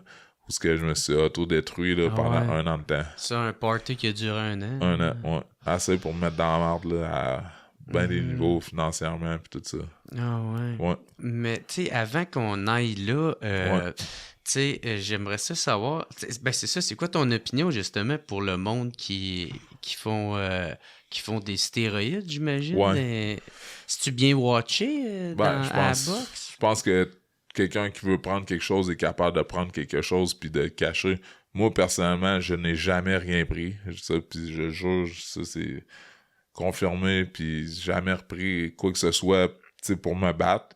Je sais qu'il y en a qui ont déjà pris des trucs, puis je sais qu'il y en a qui prennent des affaires. Tu sais, là, à partir de ce moment-là, ça leur appartient, mais ça, en même temps, je pense qu'aussi il y a un travail de la commission qui est à faire, tu sais, pour protéger les boxeurs. Tu sais, moi, j'ai quand même mangé les coups. Tu sais, comme Lucas Brown, il a testé 2 fois, que je parlais tantôt, il a testé 2 fois positif pour des substances. Tu sais, puis moi, je me suis battu contre lui. Tu sais, on sait pas, il était-tu dopé à ce moment-là? Tu sais, ça fait que... Ça reste que... Même si le gars, il teste positif après, mais crif, j'ai quand même mangé les coups de ce gars-là qui était sa dope, là. Tu sais, ça fait que... Tu sais, c'est tout ça un peu, je pense qu'il y a vraiment un gros travail à faire, une conscientisation, mais tu sais, encore là, il y a tout le temps du monde qui vont vouloir tourner les coins ronds pareil, puis ils vont dire « Ah ben là, si c'est ça que ça prend pour devenir champion du monde, je vais le faire. » Tu sais, c'est comme des fois, j'entends des gars dire « Ah ben... » Tu sais, au début, c'est normal, là, commence naturel, puis même que t'atteignes un certain niveau, mais là, tu commenceras à prendre non. Ah, il disait ça? Ben, pas à moi, mais j'entends ça des fois. Même encore aujourd'hui, tu sais, je le vois. À cette heure, avec les réseaux sociaux, là, tu sais, des fois, tu vois des petits clips, là, des affaires. Ça fait que, tu sais, je me dis, tu sais, dans le fond, le monde, c'est comme s'ils banalisent ça. Puis, ben, surtout pour le milieu de la boxe, tu sais, c'est comme, puis de combat, tu sais, c'est... Mais toi, tu mets ta vie en jeu. Tu mets ta vie en jeu direct. Direct. Ça fait que, tu sais, je pense que... En tout cas, moi, je suis totalement contre ça. Puis je pense que t'es capable d'atteindre tes objectifs sans avoir à prendre de ça. Peut-être, oui, ça se peut que ça soit un peu plus long avant que tu cotes ou quelque chose, mais à force de travailler, tu vas y arriver quand même. Puis ça, c'est-tu de quoi, mettons, qui sait, mettons, genre d'investir, genre que... Tous les boxeurs sont pas mal au courant, puis ils en parlent juste pas. Non, moi, j'ai jamais été vraiment au courant comme tel. Okay. Je pense que... Il n'y a pas de secret des dieux. Non, je pense qu'en nous aussi, il y a des gars peut-être qui arrivent à un certain niveau, qui ont des préparateurs du monde qui connaissent la game, qui sont capables de mieux diriger là-dedans. Moi, j'ai jamais eu affaire à ça. Là. J'étais pas assez à ça. Je suis jamais monté à ce niveau-là.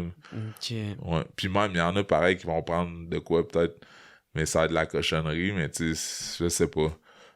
Tu sais, comme le gars que je parle, Braidwood, pis encore là, je veux pas faire de fausses accusations, mais tu sais, il a quand même été banni de la CFL pour ça. Ah ouais. Pour prise de stéroïdes puis de substances. C'est la Ligue de football canadien. Exactement. Ouais.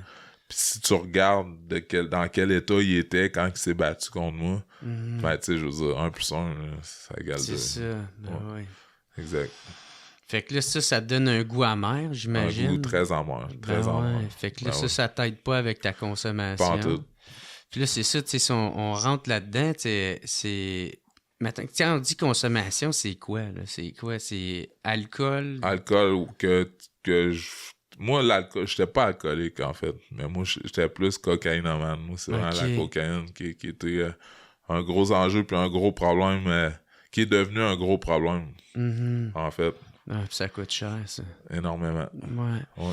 Puis c'est comme, quand t'as commencé, tu sais, comment ça a commencé tout ça, tu sais? Parce que tu disais que ça a commencé pas mal avant, mais c'était plus gérable. Ouais, c'était gérable. Mais tu sais, c'est plus, tu rencontres un gars, tu sais, d'un bar, tu sais, je connaissais beaucoup de monde à Québec ou quelque chose, tu sais, un gars, puis la première fois que j'avais essayé ça, c'est un chum, dans le fond, qui dit, regarde, essaye ça, tu vas voir, tu vas juste parler plus, tu vas te sentir bien.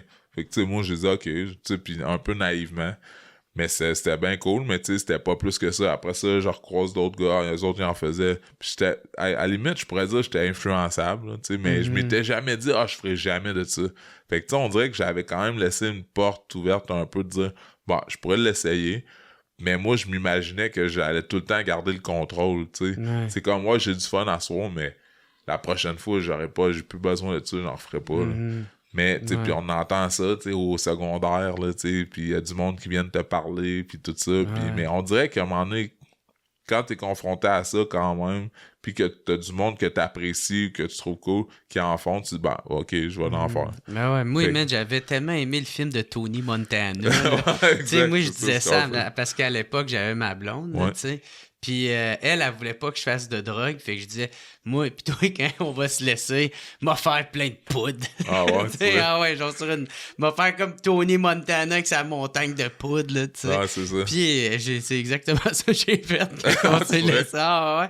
Mais tu sais, comme tu dis, ouais, moi non plus, je voyais pas ça d'un mauvais œil parce que ceux qui l'échappaient là-dessus, j'étais comme, yo, je ferais jamais ça, là. Non, mais tu sais, sans me dire que Chris, eux autres aussi, il y a eu une première. Ouais, là, une première, c'est ça. Ça a été par étapes. Exact, parce que tu commences pas en faisant genre un set, là. Tu comprends, c'est comme une demi, tu sais, ou quelque chose sans dire des quantités, mais tu sais, puis tu sais, c'est ça. Moi, ça a commencé très graduellement, une soirée par-ci, par-là, puis tu sais, je trouvais ça drôle, après ça sort, puis là, à un moment donné, un peu plus récurrent. Mais tu sais, moi, je n'achetais pas au départ, tu sais, je n'achetais pas ça, je me disais... Non, j'achèterai jamais ça. Puis c'est quand vraiment, là, je suis revenu en 2015 d'Angleterre. Je me rappelle, j'ai acheté pour 300$ la première fois. Puis je dis, let's go, man. T'sais, genre, j'étais comme down. Je me sentais pas bien. Mais en fait, c'est la commotion cérébrale aussi. Je faisais une commotion cérébrale quand je suis revenu d'Angleterre. Puis je me sentais tout le temps fatigué, down. Puis c'est que là, j'ai dit, garde. En plus, pour fuir ça un peu, puis tu sais, j'étais triste, là. Fait que ça me mettait high, puis tu sais, je me sentais bien, puis tu sais, je m'inventais une vie en même temps, tu sais, je me disais, je vais revenir à la boxe, je vais être solide, tu sais. Fait que quand je prenais ça, c'était comme, là, il n'avait plus de problème. Fait que ça a été comme ça, puis j'associais beaucoup ça à, il n'y a plus de problème, tu sais, ou que je me sens bien. Fait que c'est comme ça que j'ai commencé graduellement. Puis je te dirais que là, à la fin, là, c'était à tous les jours, tu sais, mais pas quand je travaillais ou pas, tu sais. Il y a des périodes dans la journée où j'en faisais pas, mais tu sais, souvent je m'organisais, tout était uniquement focusé pour ça. Pour ta consommation. Ma consommation, ouais. OK. Puis tu consommais pas d'autres choses, tu sais, je consommais de l'alcool aussi, tu sais, comme mais genre, t'as pas tombé dans le crack ou Non, j'ai pas été dans le crack. Moi, c'est vraiment cocaïne, alcool, les speed aussi, quand même. Je peux dire aussi, ouais. La méthamphétamine. Moi, c'est ça qui est drôle, ironique dans... Parce que moi, c'est à cause des speeds que j'ai arrêté la poudre. Okay. Parce que moi, c'était un peu comme tu disais, au début, juste pour le fun, tout ça. Mais des fois, ils coupaient ça avec de la speed. Ouais, aussi. Ah, puis moi, j'haïssais ça, là, même. Je capotais, j'avais l'impression. J'étais comme, je vais-tu être de même à vie? Je détestais ça. J'étais incapable de dormir. Non, tu dors pas. Non. Puis, tu sais, moi, en même temps, à un moment donné, en tout cas, c'était rendu grave. Là. Tu sais, quand je dis je suis chanceux d'être en vie, parce que, tu sais, puis encore là, probablement, peut-être qu'il y en a qui écoutent le podcast, puis qui disent, moi, j'ai fait plus, mais on s'en fout. Dans le sens que moi, je prenais 6 speeds. Puis je me grabais ça. Ah ouais. Puis après, d'une shot? D'une shot. Ben à la fin, je te jure, à la fin, c'était ça. Puis c'était-tu parce que c'était des speeds de marde ou... Probablement. Mais je veux dire, en même temps, je me pognais ça, je me posais même pas de questions. Tu sais, c'est comme... Je voulais me sentir grounded, puis genre, je finissais de travailler, j'allais voir le gars, tu sais, je prenais ça, paf, 6 d'une claque. Puis après ça, genre, je prenais de la poudre, puis de la boisson toute la soirée. Puis jusqu'à temps que... Mettons, à 4-5 heures, il fallait que je dorme, tu sais, c'est que là, j'arrêtais ça, ou tu sais, des fois, je me prenais des antidouleurs que j'avais, parce qu'en même temps, avec tout ça, tu sais, j'avais fait des entorses cervicales, j'avais eu des problèmes aussi au niveau musculaire, plein de trucs, ça fait que j'avais des antidouleurs ou des trucs que je savais qu'ils allaient pas me faire dormir, puis même, j'avais été voir mon médecin pour dire, je pense que je fais une dépression, puis il m'avait prescrit des antidépresseurs, puis ça me faisait dormir aussi. Fait que, tu sais, je prenais ça, je mélangeais n'importe quoi. C'était tout un cocktail, là, puis des fois, je fumais du pot en plus pour Fait que, tu sais, c'est pour ça que je dis que je suis très chanceux, tu sais. Le pot, c'est celle le moins pire. Ouais, c'est le moins pire. Mais, tu sais, je mélangeais tout, là, tu sais, puis il y avait plus de... Tu sais, j'étais rendu... tu sais, il y a plus rien qui me dérangeait, puis justement, je prenais plus soin de moi du tout, là. Tu sais, il y avait... Tu sais, il y avait plus de limite, là, de où ce que je pouvais aller, Mais ça, j'imagine, cette consommation-là, tu disais que tu faisais pas ça quand tu travaillais, par exemple. Non.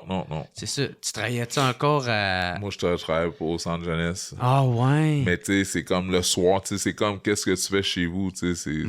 Fait que tu sais, je parlais pas de ces affaires-là. Puis personne s'en rendait compte? Mais je pense qu'à un moment donné, il y a des gens qui commençaient à s'en rendre compte, là. Je m'endormais à la job ou, tu sais, j'avais l'air fatigué, j'étais beige. Tu sais, ça fait que c'est sûr que, tu sais, il y a des moments, tu sais, où c'était pas chic, là. Tu sais, des fois, j'essayais de le cacher. De cacher. Mais j'ai tout le temps essayé de le cacher, là. Puis ça, je l'avais déjà dit, j'allais au bronzage, tu sais, pour cacher ça un peu, pour pas avoir l'air trop blême. Puis, tu sais, j'essayais, ou souvent, je rentrais pas. Tu sais, en fait, c'est que quand je pouvais rentrer travailler une journée, je me sentais bien, ou quelque chose, ou fatigué un peu, mais c'est pas grave. Puis le lendemain, je collais malade ou je commençais à coller malade très souvent. OK, je vais me prendre 2 semaines de maladie, tu sais. Mais en fait, c'est que je prenais jamais soin de moi. Tu sais, dans toutes ces périodes-là, moi, j'étais en maladie. Là, à un moment donné, mon médecin me disait, ben là, moi, je suis pas vraiment pour... Quand tu fais une dépression, je suis pas vraiment pour que tu restes chez vous à rien faire. Fait que là, je pense que après 2 semaines, ce serait bon que tu retournes travailler. Fait que, tu sais, en tout cas, ça a été toute qu'une histoire, là, puis tu sais, d'essayer de jouer avec tout ça, puis ma boss, puis là, je me suis fait suspendre. Je me suis fait suspendre 2-3 fois, moi. C'était pourquoi, ça? Parce que, justement, j'arrivais en retard, ou je rentrais pas, je donnais pas de nouvelles, je rentrais juste pas. Tu sais, c'est comme, c'est de quoi de plus insultant que ça dans la vie? Tu sais, que quelqu'un qui, tu lui donnes un rendez-vous, puis il se pointe pas, mais là, en plus, c'est ma job. Fait que, tu sais, eux autres, ça les mettait dans la marde, là. C'est ça, tu disais pas fiable. Je faisais zéro fiable. Ça fait que, tu sais, là, je me suis fait suspendre, puis là, j'allais tout le temps jusqu'à la limite, tu sais. Puis à un moment donné, il a fallu que je me replace, tu sais, puis une de mes boss que j'ai toujours grandement apprécié, puis qu'elle a gardé le côté humain aussi, elle a dit, tu sais, je pense que tu fais le pas, là, elle a dit, tu vas voir un médecin, mais tu sais, encore là, le médecin, je le manipulais un peu, mais tout ça a fait en sorte que là, j'ai dit, Criff, faut que je change ça, parce que sinon, je passerai pas au travers. Puis là, juste pour donner, ma tante, une idée, là, si ça te dérange pas, là, tu peux-tu donner un exemple, ça ressemble à quoi, comme, ma tante, une grosse soirée de consommation. Là, une grosse soirée, là, ça peut être jusqu'à 3... Ben, tu veux dire des quantités? Ouais. Ben, 3 points, ben, plus que ça. Ça peut monter à 4 grammes, 4-5 grammes, des fois, peut-être bien même un 7, là, je sais pas, là, dépendamment de la qualité. Là. Puis, tu sais, j'étais ça parano, puis, tu sais, ça allait pas bien. Là. Puis, tu faisais quoi durant ce moment de buzz-là? Ben, des fois, j'écoutais à la télé, ou des fois, je venais, j'étais tout seul, des fois, tu sais, puis ça allait pas, tu sais, je pouvais être... crispé, là, tu sais, c'est pas nice, là. Vraiment pas nice, là. OK. Ouais. Mais tu t'es pas rendu à voler du monde ou à... Non, tu sais, puis j'avais quand même un côté de moi qui est tout le temps resté là, tu sais, puis je pense qu'il y a des gens qui vont encore plus loin, mais tu sais, moi, ma limite, je l'ai franchie, puis aujourd'hui, tu sais, regarde, tu sais, j'en parle, tu sais, mais c'est comme c'est derrière moi, mais en même temps, c'est sûr que, tu sais, je veux dire, il y a des trucs que probablement, tu sais, le manque de fiabilité, pour moi, c'était déjà quand même quelque chose de gros. Ouais. Mais en même temps, puis les problèmes financiers, mais qu'est-ce qui m'a aussi fait mal, c'est de voir, tu sais, ma mère, tu sais, qui à un moment donné, s'est pointée chez nous, tu sais, qui était triste, qui pleurait, tu sais, puis, tu sais, il y a eu plein d'éléments, tu sais, aussi ce côté fierté puis conscience, tu sais, il y en a qui vont... Tu sais, qui vont avoir ces problèmes-là puis qui décideront jamais de s'en sortir. Puis moi, j'ai comme juste décidé que là, c'était assez puis que fallait que je me sorte de tout ça puis que je demande de l'aide aussi puis que je fasse des moves, tu sais, pour me sortir de cette merde-là. Puis ta mère, c'est ça, elle s'est-tu rendu compte qu'il y avait de quoi qu'elle allait pas pour qu'elle se pointe chez vous? Ouais, ma mère, elle savait elle a pensé que je faisais une dépression. That's it. Mais elle a jamais pensé que c'était la consommation non plus. Mais à un moment donné, elle a su, là, puis c'est ça. Ben ouais, c'est ça, parce que tu avais dit aussi, encore une fois, je sais pas si c'est dans ton livre ou dans un article, que y avait beaucoup de monde qui savait vraiment pas qu'est-ce qui se passait avec non, toi. Personne. Hey, je me suis déjà même fait... Quand j'ai avoué que j'ai parlé de ça, que j'avais eu des problèmes de consommation, il y a un gars qui m'avait écrit... Je suis sûr que c'est même pas vrai que t'as des troubles de consommation. Tu t'écris ça pour de l'attention. J'étais choqué. Ouais. Non, c'est vraiment vrai. Tu l'avais bien caché. Ben, j'avais bien caché, c'est ça. Fait que, tu sais, moi, c'est clair qu'il y a plein de monde qui pouvait pas se douter de ça. Il y en a qui le savent. C'est sûr qu'il y en a qui le savent. Crif, tu sais, je consommais aussi des fois avec du monde n'importé pis tout. Ton pocheux. aussi, ouais, c'est ça, exactement. Le pocheux aussi, c'est clair. Ouais. Mais, tu sais, c'est ça. Puis il y a d'autres mondes qu'eux autres, il n'y a pas idée de ça, ou tu sais, du monde qui consomme pas, tu sais, des fois, ils verront pas nécessairement que des personnes ont des problèmes à cause de ça, tu sais, puis tu vas pas dire jamais, c'est parce que j'ai sniffé toute la nuit hier, c'est pour ça que je suis de même aujourd'hui, pas en tout. Les autres qui catchent pas. Je dis, j'ai une allergie, des allergies, j'ai la grippe, je sais pas ce que j'ai ce temps-ci, je me sens pas bien, tu sais, plein d'affaires, j'en fais beaucoup, tu sais, ça fait que tu vas tout le temps trouver des raisons ou des excuses, tu sais, tout le temps. Puis aujourd'hui, là, je me dis, crif, avec tout ce que j'ai pu faire comme niaiserie de même, puis de me défoncer, il y en a qui disent, t'es intense, parce que maintenant, je cours beaucoup, je prends soin de moi, mais encore là, il n'y a pas de demi-mesure, là, mais je me dis, crif, là, c'est bénéfique, pour ma santé, c'est bénéfique pour moi, puis dans toutes les autres sphères de ma vie, puis crif, c'est sûr que ça se compare pas à comment est-ce que j'étais avant, c'est dans le sens où si j'étais capable de pas dormir une nuit complète puis à faire le fou, ça veut dire aujourd'hui je suis capable de me lever à 5 heures puis aller courir si je me suis couché à 9 heures la veille. Là. Tu disais aussi qu'en 2018, t'as même pensé au suicide. Ouais. Ça t'a amené jusqu'à là. Ouais, exactement. Ben oui. Parce que des pensées noires, honnêtement, là, c'était quotidiennement, tout le temps, mais aussitôt même quand je commençais à consommer, tu sais. Puis là, je me dis, calique, j'étais écœuré. J'étais écœuré. J'étais juste écœuré, tu sais, de consommer, puis de dépenser mon cash là-dedans. Puis, tu sais, je veux dire, en tout cas, même le petit pusher, man, j'étais tanné d'être obligé de l'harceler, tu sais, d'aller le voir. Puis, tu sais, que dans le fond, que lui aussi, il s'en crissait de moi, là, tu sais, il s'en fichait bien raide, là. C'est hors sac de moi, mais, tu sais, il s'en fichait, tu sais, lui, tout ce qu'il voulait, c'est mon argent, là, tu sais, ça fait que. Puis, c'est ça, fait que, tu sais, puis à plein de niveaux, là, j'ai dit, regarde, là, c'est pas une vie, ça, c'est pas une vie, puis je vaux plus que ça. Là. Est-ce que tu faisais encore de la boxe, ou c'était après ton combat, avant ton combat? Ça, c'est en 2019. en fait. OK. Tu sais que là, j'ai vraiment pris des mesures, tu sais, pour me sortir de tout ça, là. C'est en 2019, tu sais, que là, c'est 2018. En fait, c'est 2018 que je savais qu'il fallait que j'arrête ça, tu sais, que je commençais à faire des moves. Parce que là, ça l'allait plus, là. Non, c'est ça. Tu te rends à penser au suicide comme solution. Solidement. Tu sais, j'y pensais parce... Puis, tu sais, je souhaitais quasiment... Ça m'est arrivé très souvent de me coucher le soir, tu sais, de me coucher puis sans dormir, là, mais tu sais, d'être tellement... De dire, le cœur va me lâcher, c'est sûr, là. Tu sais, puis de me dire, ben, regarde, si j'ai à mourir, je mourrai. Tu sais, mais tu sais, tellement plus, tu sais, avoir de désir que, tu sais, ça puisse m'amener jusque-là, là. Ouais. Fait que, tu sais, c'est quand même... Parce que en 2018, t'as fait ton combat d'adieu. Ouais, c'est bien terminé. Tu sais, t'as remporté... Au Centre Vidéotron. Centre Vidéotron, ça a très bien été pour toi. Ouais, mais contre encore là un Mexicain que, tu sais, j'ai rien contre ça, là, mais tu sais, j'ai pas eu d'adversité. Là. J'avais pas d'adversité. Ça fait que, tu sais, c'est comme, tu finis ça, après je fais un discours pour dire, parce que mon chum David était décédé en mars, dans le fond, un mois avant. Fait que j'ai dit, regarde, je pensais à lui, tout ça, je faisais un discours dans le ring. Puis ensuite, le soir même, j'avais un gars qui était là, qui m'avait amené de quoi, tu sais, puis je partais... Puis tu sais, j'étais supposé de faire un party, je me rappellerai toujours, un party en sa grande allée, avec au Jack Saloon, puis je me suis même pas... J'ai rentré, je suis ressorti pour retourner à sniffer encore, puis j'ai jamais été capable de retourner, je suis comme devenu jammé, et que là, je suis comme parti. Puis je me suis loué une chambre d'hôtel, genre, tout seul. Tu sais, t'imagines-tu? Ouais. Genre, trop sa parano. Trop sa parano, puis vouloir juste être tout seul, puis sniffer tout seul. Pas personne. Ouais. Imagine-toi, c'est pathétique en tabarnouche, pareil. Ben, quand ça monte où t'étais rendu dans ta consommation. Tu sais, j'avais plus de fun.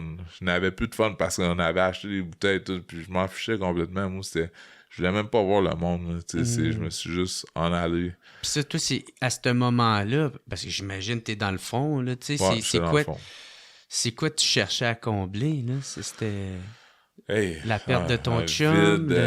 Il y avait plusieurs vides. Le deuil aussi d'annoncer ma retraite. Hey, tu viens d'annoncer. Là, j'avais annoncé là, que là, c'est le dernier combat que j'allais faire. Tu sais, tout là, ça, là, c'était fini. Tu sais, j'étais plus un boxeur à partir de cette journée-là. Là. Tu sais, c'était fini. J'allais pas remonter dans un ring. J'allais pas revivre ça. Tu sais, puis que tout le monde me connaisse pour...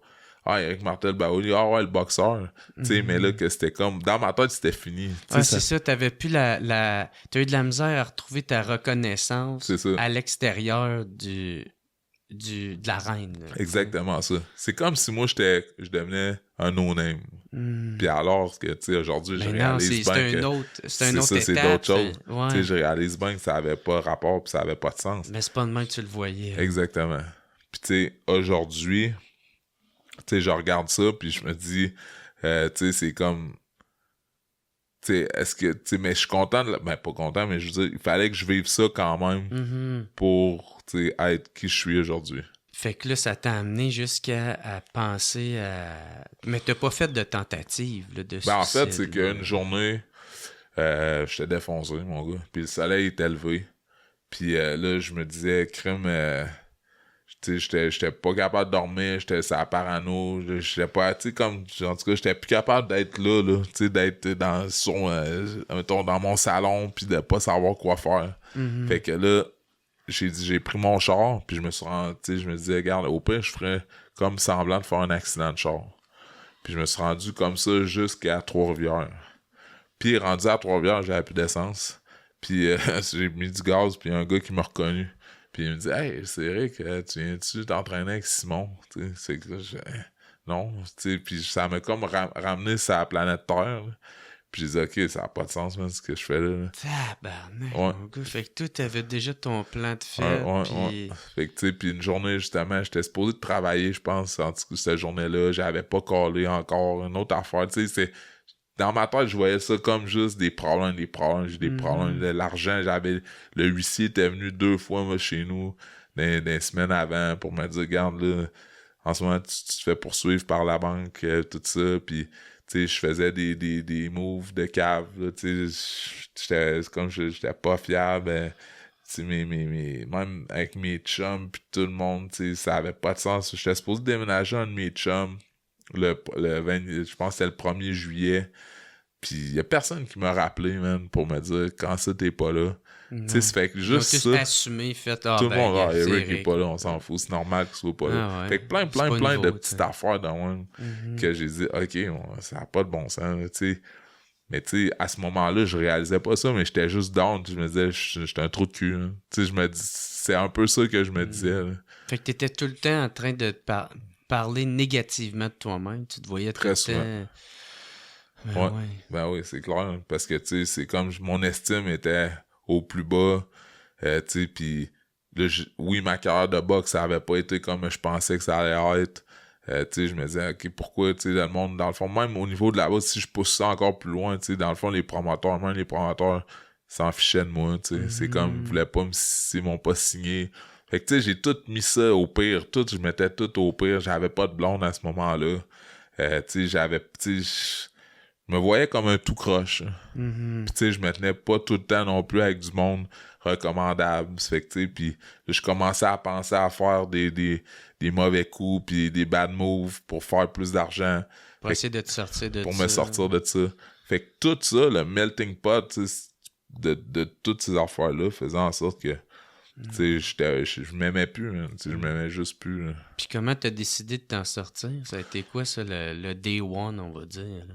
Le Day One, ça a été vraiment genre après justement encore une autre soirée de défense là, où ce que là j'ai comme dit que là c'est fini là. Tu sais, c'est comme je me suis dit là il faut que je trouve des outils. Tu sais, il faut que j'arrête. Puis tu sais, c'est comme moi je me suis fixé le 1er juillet 2019. C'est là que j'ai dit ok, je me prends en main puis j'arrête. Ça a pas été facile là, je te mentirais pas. Là. Puis un de mes chums m'a amené faire du meeting aussi. Moi, je voulais pas faire de thérapie. Il m'a dit, tu sais, moi, je fais du meeting dans Charlebourg, à Québec, tout ça, les NA. Puis, c'est ça qui m'aide le plus. Puis, ça m'aide. Puis, lui a fait des thérapies, je pense. Fait que, il m'a amené là. Puis, j'ai dit, au début, c'était juste pour me donner bonne conscience. Là, je vais être bien honnête, là. OK, mais j'ai pas consommé plaisir 24 heures, tu sais. Puis, je prenais des brides, tu sais. Je comprenais pas tout le programme, tu sais. C'est juste que je disais, OK, il me disait 24 heures à la fois. OK, juste pour aujourd'hui. Ça fait qu'aujourd'hui, j'essaie de pas consommer. Parfait. Fait que je consommais pas cette journée-là. Là, le lendemain, OK, essaie de pas consommer. OK, une semaine. Puis tu sais, ça a été comme, tu sais, t'accumules. Tu le voyais une journée à la fois. Ah, parce que regarde, au début, t'as des obsessions, là. Tu sais, on se mentira pas, là, tu sais. Mais surtout si t'es dans l'état que t'es, là. Ah, ouais, puis des obsessions de reconsommer ou une difficulté, des émotions, plein de choses. Moi, en plus, on n'a pas parlé, mais tu sais, mon père aussi qui était absent. Moi, mon père vient de la Côte d'Ivoire. Okay. Il était en Afrique. Moi, j'ai été élevé tout seul avec ma mère. Fait que tout ça, faisant, tu sais, j'ai repensé à plein d'affaires.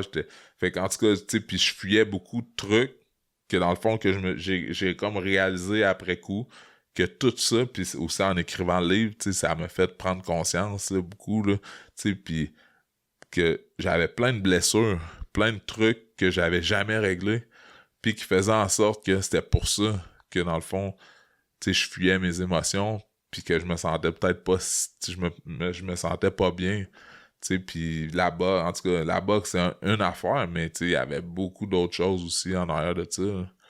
Fait que, tu sais, puis mon travail se poursuit encore aujourd'hui, tu sais, dans le sens où c'est pas parce que là, je te parle de ça que c'est réglé. C'est réglé, tu sais, je travaille sur moi, puis je deviens une meilleure personne, puis même, je te dirais, tu sais, ma blonde, elle me l'a déjà dit aussi, tu sais, si elle regarde de quand ça va faire 3 ans qu'on est ensemble, tu sais, l'évolution que j'ai depuis que je suis avec elle aussi, tu sais, ça se compare pas, là. Tu sais, quand j'ai commencé à sortir avec, puis la personne que je suis aujourd'hui, tu sais, je suis à un autre niveau complètement. Puis tu sais, on a bâti quelque chose, puis on bâtit quelque chose ensemble. C'est valorisant. Ben oui, c'est valorisant. Tu vois t'accomplir, puis tout ça. Fait que c'est encourageant à continuer dans cette voie-là. Ben oui. Tu sais, tu check toutes les bonnes affaires qui m'arrivent depuis que je suis là, dans cette voie-là. Direct. Puis c'est pour ça que je dis que la vie est un combat, souvent, tu sais, puis je fais des belles phrases, mais ça reste que c'est vrai quand même. Tu sais, que la vie est un combat. Mon combat aujourd'hui, tu sais, je m'entraîne plus maintenant pour être champion de boxe, tu sais, je m'entraîne pour ma vie, tu sais, pour être un bon père éventuellement, pour être un bon chum, pour être un bon ami aussi, un gars fiable. Tu sais, avant que je vienne faire le podcast ici, à matin, moi, à 5h15, j'étais debout. J'étais avec 3 de mes boys. On était allés courir à 6h45. Tu sais, on courait, tu sais, puis on faisait des sprints, des intervalles. Tu sais, puis il n'y a pas personne qui s'est dit « Ah, ben c'est normal. Si j'avais pas été là, il y aurait personne qui aurait dit « Ah, c'est normal qu'Éric soit pas là à matin. » Tu sais, oublie ça. Tu sais, tout le monde sait que je vais être là puis que je suis un gars fiable. Puis c'est ça, moi, aujourd'hui, ma fierté, c'est de ce que je te dis puis ce que je fais. Mais c'est ça. Ouais. Les bottines suivent les babines. Exactement ça. Contrairement à avant où j'étais un faux nez, dans le fond. Ouais. Ben, non, mais façon de parler, je sais que c'est rough, pis j'étais un peu rough envers un moment en disant ça, mais tu sais, j'étais quand même pas fiable. Puis pour du monde, tu sais, aujourd'hui... Ben, t'étais dans des problèmes de consommation, en plus de dépression. Ça, c'est sûr, mais c'est facile de dire ça, tu sais. Tu sais, aujourd'hui, pour moi, c'est comme facile. Mais quand t'es dedans, le monde, il le voit pas comme ça. Le monde, ils vont pas te dire « Ah, mais c'est normal, Éric a seulement des problèmes de consommation, et en plus, il fait une dépression. » Il va pas personne qui va dire ça. Le monde, ils vont dire « C'est un tout croche, c'est un pas fiable, mais on s'en fout de lui aussi ou ça. » Fait que, tu sais, après, quand tu sors ton histoire, « Ah, crime, c'est inspirant, c'est beau. » Puis c'est vrai, mais dans un sens, mais la seule personne qui va vraiment pouvoir te sortir de tout ça, ben c'est toi. C'est moi, tu sais, parce que si moi, j'avais pas fait le move de dire, regarde, j'ai des problèmes, de sortir même publiquement, quasiment, hey, j'ai des problèmes de consommation, hey, je fais une dépression, j'ai ci, j'ai ça, ben, sinon, ça serait resté enfoui, personne l'aurait su, peut-être bien même que je me serais enlevé à la vie, puis c'est triste, hein, Éric s'est enlevé à la vie, oui, on sait pas pourquoi, mais tu sais, regarde, aujourd'hui, ben, tout ça peut permettre peut-être à d'autres personnes de pouvoir s'en sortir, puis un mot que j'ai appris dans les dernières années, c'est se responsabiliser. Hein. Ouais, ben c'est ça, je m'en allais dire, tu sais, de prendre tes responsabilités puis tes torts pour justement pouvoir les corriger, tu sais, de te victimiser là-dedans. C'est ça. Ça t'aurait peut-être pas sorti. Parce que quand on se connaît, j'apprends à me connaître, puis ça, il y a le côté maturité aussi là, qui rentre. Là. Mais je vais tout le temps rester un éternel adolescent, pareil, peut-être en dedans de moi, mais ça reste que la maturité, puis de comprendre vraiment qui qu'on est puis qu'est-ce qu'on fait, ça change beaucoup. Là. T'as dit que tu t'as fait quasiment une mission d'aider ton prochain. Ouais. Que ça, puis c'est quoi tu fais? C'est entre autres? Ben en fait, c'est sûr que moi je travaille pour la DPJ, ça fait que j'essaie d'aider le plus possible les jeunes quand je vois des kids ou quoi. Mais tu sais, sans devenir non plus Mère Teresa, là, je pourrais pas, je peux pas sauver la planète. C'est là. Ça, t'es pas Gandhi. Mais tu sais, puis aujourd'hui avec les réseaux sociaux, puis tout ça, il y a possibilité de partager le message. Moi, dans le fond, mais là, je cours. Tu sais, la course à pied est devenue comme, on dirait, j'ai lu le livre de David Goggins, je sais pas si ça dit quelque chose, en tout cas, qui est un gars qui a fait tout le processus des Navy Seals.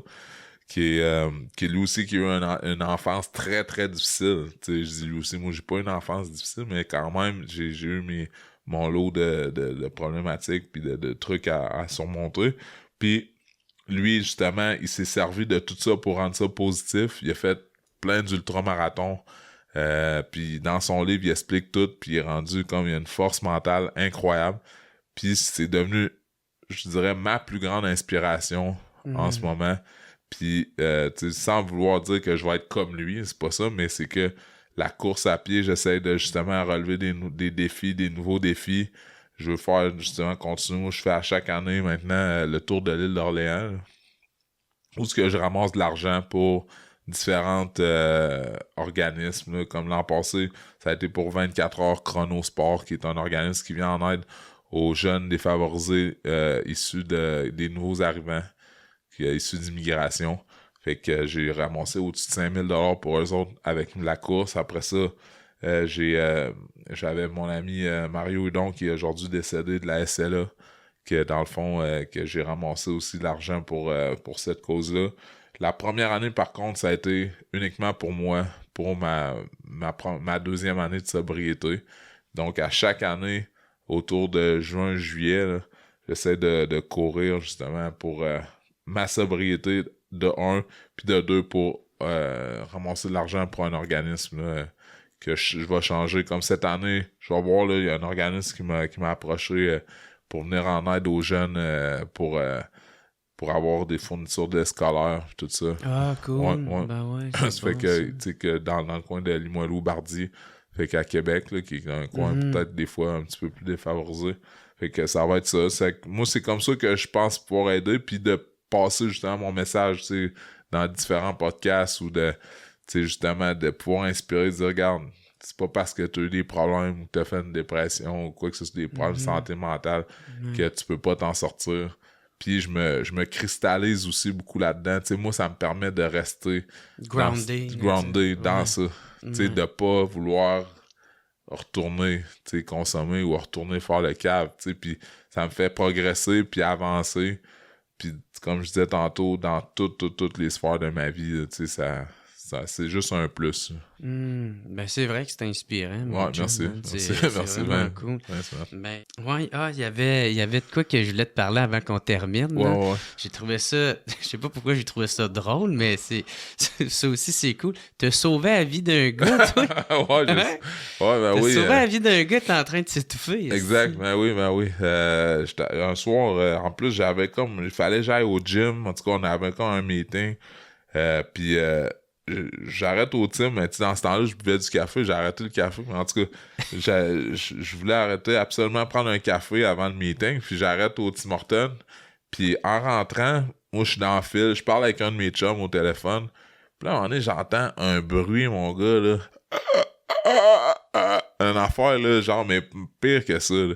Puis là, je me reviens, puis je dis, le monsieur, genre, il cherche, là, tu sais, son air, puis il cherche à essayer d'accrocher quelqu'un, mais il va voir une petite madame, mais la madame, elle a peur, tu sais, au lieu, elle fige, puis elle a peur du monsieur, parce qu'elle sait pas ce qui se passe là. Ah ouais. Fait que là, moi, je dis, OK, elle vient de regarder Walking Dead. Ouais, peut-être, c'est ça. Mais tu sais, je me dis, là, je me disais, tu sais, c'est une crise cardiaque, tu sais, mais là, je voyais que non, c'était au niveau de la gorge, puis il y a un monsieur qui s'en va en arrière, il tape dans le dos, je dis, non, monsieur, tu sais, tassez-vous. Puis moi, avec ma job comme agent d'intervention, puis vu que, tu sais, j'avais eu des formations, et que je m'en vais tout de suite en arrière de lui, je le pogne, je le fais 3 fois, puis ça a sorti. Fait que j'ai comme sauvé la vie, puis c'est drôle, ben c'est pas drôle bandoute, mais une semaine plus tard, il y avait un autre monsieur qui annonçait ça, il disait ça dans le journal, qui était décédé, étouffé dans un restaurant à Québec, tu sais, dans la même période, tu sais, puis on n'entend jamais ça, des affaires-là. Fait que, tu sais, mais c'était pas ce monsieur-là, là, parce que j'ai su que, tu sais, lui, il était encore au Tim Hortons des fois, que le monde m'a dit, puis après, moi, j'ai comme dit, crème, justement là, ça a été filmé, c'est les caméras puis tout ça, puis le monde du Tim Hortons m'en ont parlé, puis ça a même passé dans le journal. C'est devenu comme une nouvelle. Ouais. Je l'ai lu, c'est ça. Exactement, le Journal de Québec en ont parlé. Puis tout, mais le gars esti qui est genre 1 an auparavant, esti, il pensait peut-être à s'enlever la vie. Exactement, mais c'est ça qui est fou, parce que ça allait tomber exactement c'était en septembre ça que c'est arrivé, puis ça faisait pas tant longtemps que j'avais annoncé publiquement. Tu sais, en juillet, j'annonçais que j'arrête de consommer. En septembre, je sauve la vie de ce monsieur-là. Puis, tu sais, ça. Puis c'est comme si à partir de ce moment-là, pour vrai de vrai, la vie, elle a comme commencé à prendre un autre tournant. Un autre tournant. Tu sais, puis plein d'affaires comme ça qui me sont arrivées, tu sais, de positif. J'ai rencontré ma blonde aussi, ça, c'est une des choses aussi qui a changé grandement ma vie. Tu sais, qu'aujourd'hui, tu sais, de pouvoir avoir un enfant, tu sais, puis d'avoir une maison, tu sais, d'avoir quelque chose de solide, tu sais, puis tu sais, je suis parti quand même, en tout cas, de rien, tu sais, ça allait pas bien, puis aujourd'hui, pouf, pour moi, c'est ça, mes plus grands accomplissements, au-delà de la boxe. Oui, c'est bien beau d'avoir été champion, d'avoir gagné une ceinture, puis tu sais, des combats, puis d'avoir soulevé des fois, mais tu sais, pour ma vie personnelle, pour moi, là, tu sais, ça reste que de pouvoir, tu sais, avoir un enfant, tu sais, une progéniture, tu sais, un héritage aussi. La stabilité. La stabilité, puis tu sais, ma mère, tu sais, je parlais avec ma mère, tu sais, était triste, puis qu'elle pleurait, tu sais, aujourd'hui, je l'appelle une fois par jour, pratiquement, tu sais, tout le temps, tu sais, puis je me suis énormément rapproché d'elle. Puis tu sais, ça reste que c'est la personne avec ma blonde la plus importante, là, dans ma vie, là. Hey, mon gars, c'était vraiment cool. Un gros merci. Éric Martel, Bao Eli. Exact, Bao Eli. Les Bao. Ah ouais, Team Bao Eli. Yes. Hey man, merci beaucoup. Puis c'est ça, tu sais, je vais te laisser un peu le mot de la fin. Tu sais, je sais que si le monde veut te suivre, ils peuvent te suivre sur tes réseaux sociaux, Instagram, Facebook. Exact. Puis je sais aussi, tu fais des conférences aussi je fais des conférences dans les écoles, différentes écoles, surtout de la ville de Québec, là, je dirais, pour le moment. Là. Je suis venu à Montréal une fois, mais j'essaie de partager un message justement de résilience puis l'importance d'avoir une passion, mais que la vie, justement, tu sais, ça reste que même si t'as vécu ta passion un certain temps, tu sais, il va y avoir d'autres épreuves, il y a toujours des épreuves à surmonter. Ben, c'est une belle histoire, puis c'est ça, c'est un bel exemple aussi. Ouais. Puis justement, on sait que de nos jours, tu sais, la consommation est omniprésente quand même, puis tu sais que des fois, on peut banaliser ça, tu sais, que ça soit juste occasionnel, mais quand t'as des problèmes, des fois, tu vas te réfugier là-dedans. Ouais. Tu sais, il y en a plein de monde, plein de mes chums, ils disent « Ah, moi, je prends juste ma petite bière une fois de temps en temps, ou tu sais, même, je m'achète une demi, mais j'ai pas de trouble. » Ouais, sauf que la journée où ce que tu vas apprendre peut-être que ta blonde vient de décéder, ou que tu viens d'apprendre ton enfant, ou que tu vis une tragédie, tu sais, ça se peut que là, tu files down en sacrement. Puis que ça se peut que la consommation, ça soit... Tu penses que c'est une bonne porte de sortie. Sauf que tout ce que ça va faire, c'est que tu vas continuer à t'enfoncer. C'est pas ça qui va te relever puis qui va te permettre d'aller bien. Ouais, ben merci beaucoup, mon gars, man. Merci, c'est super apprécié. Si le monde aussi, ils veulent là, ton livre, là, tu sais, Éric Martel, Bao Eli, Je n'arrêterai jamais de me battre, man. Exact. Allez vous chercher ça, disponible pas mal tout partout. Ouais, dans toutes les bonnes librairies, Renaud-Bré, Archambault, puis différentes librairies. Puis sinon, je l'ai sur mon lien aussi, sur mon Instagram, dans ma bio. Ah ben parfait, man. Yes. Ben gars, merci tout le monde, merci d'avoir écouté. Gros merci aussi encore une fois à procafetière.ca. Et merci à notre spectatrice, hein, la blonde qui est là, qui est venue nous écouter. Fait que merci beaucoup tout le monde. On se revoit la semaine prochaine. Bye tout le monde. Fait que c'est qu'est-ce qui conclut le podcast de cette semaine. Encore une fois, un gros merci à Éric Martel, Bao Eli. Je vous recommande d'aller vous pogner son livre, hein, Je n'arrêterai jamais de me battre. Ou sinon, tout le monde, si vous aimez le podcast, encore une fois, je vous encourage à aller vous abonner à mon Patreon au patreon.com/whatsapppodcast. Ou sinon, n'oubliez pas de liker ma chaîne YouTube, laissez un petit thumbs up, écrivez un petit commentaire positif, ça va être super apprécié. Ou sinon, je suis toujours aussi en spectacle avec mon nouveau show Jer Alain Maturisé, avec mes 2 grosses dates qui vont être le 22 février à l'Impérial Belle de Québec et le 15 mars pour ma fête au Club Soda, billets disponibles au jeralain.com. Sur ce, je vous souhaite une excellente semaine tout le monde. On se revoit la semaine prochaine. Ciao! It's the What's Up Podcast. What's Up Podcast. What's Up Podcast. Avec Jeremy Alain. Yeah. Pum, pum, pum, pum.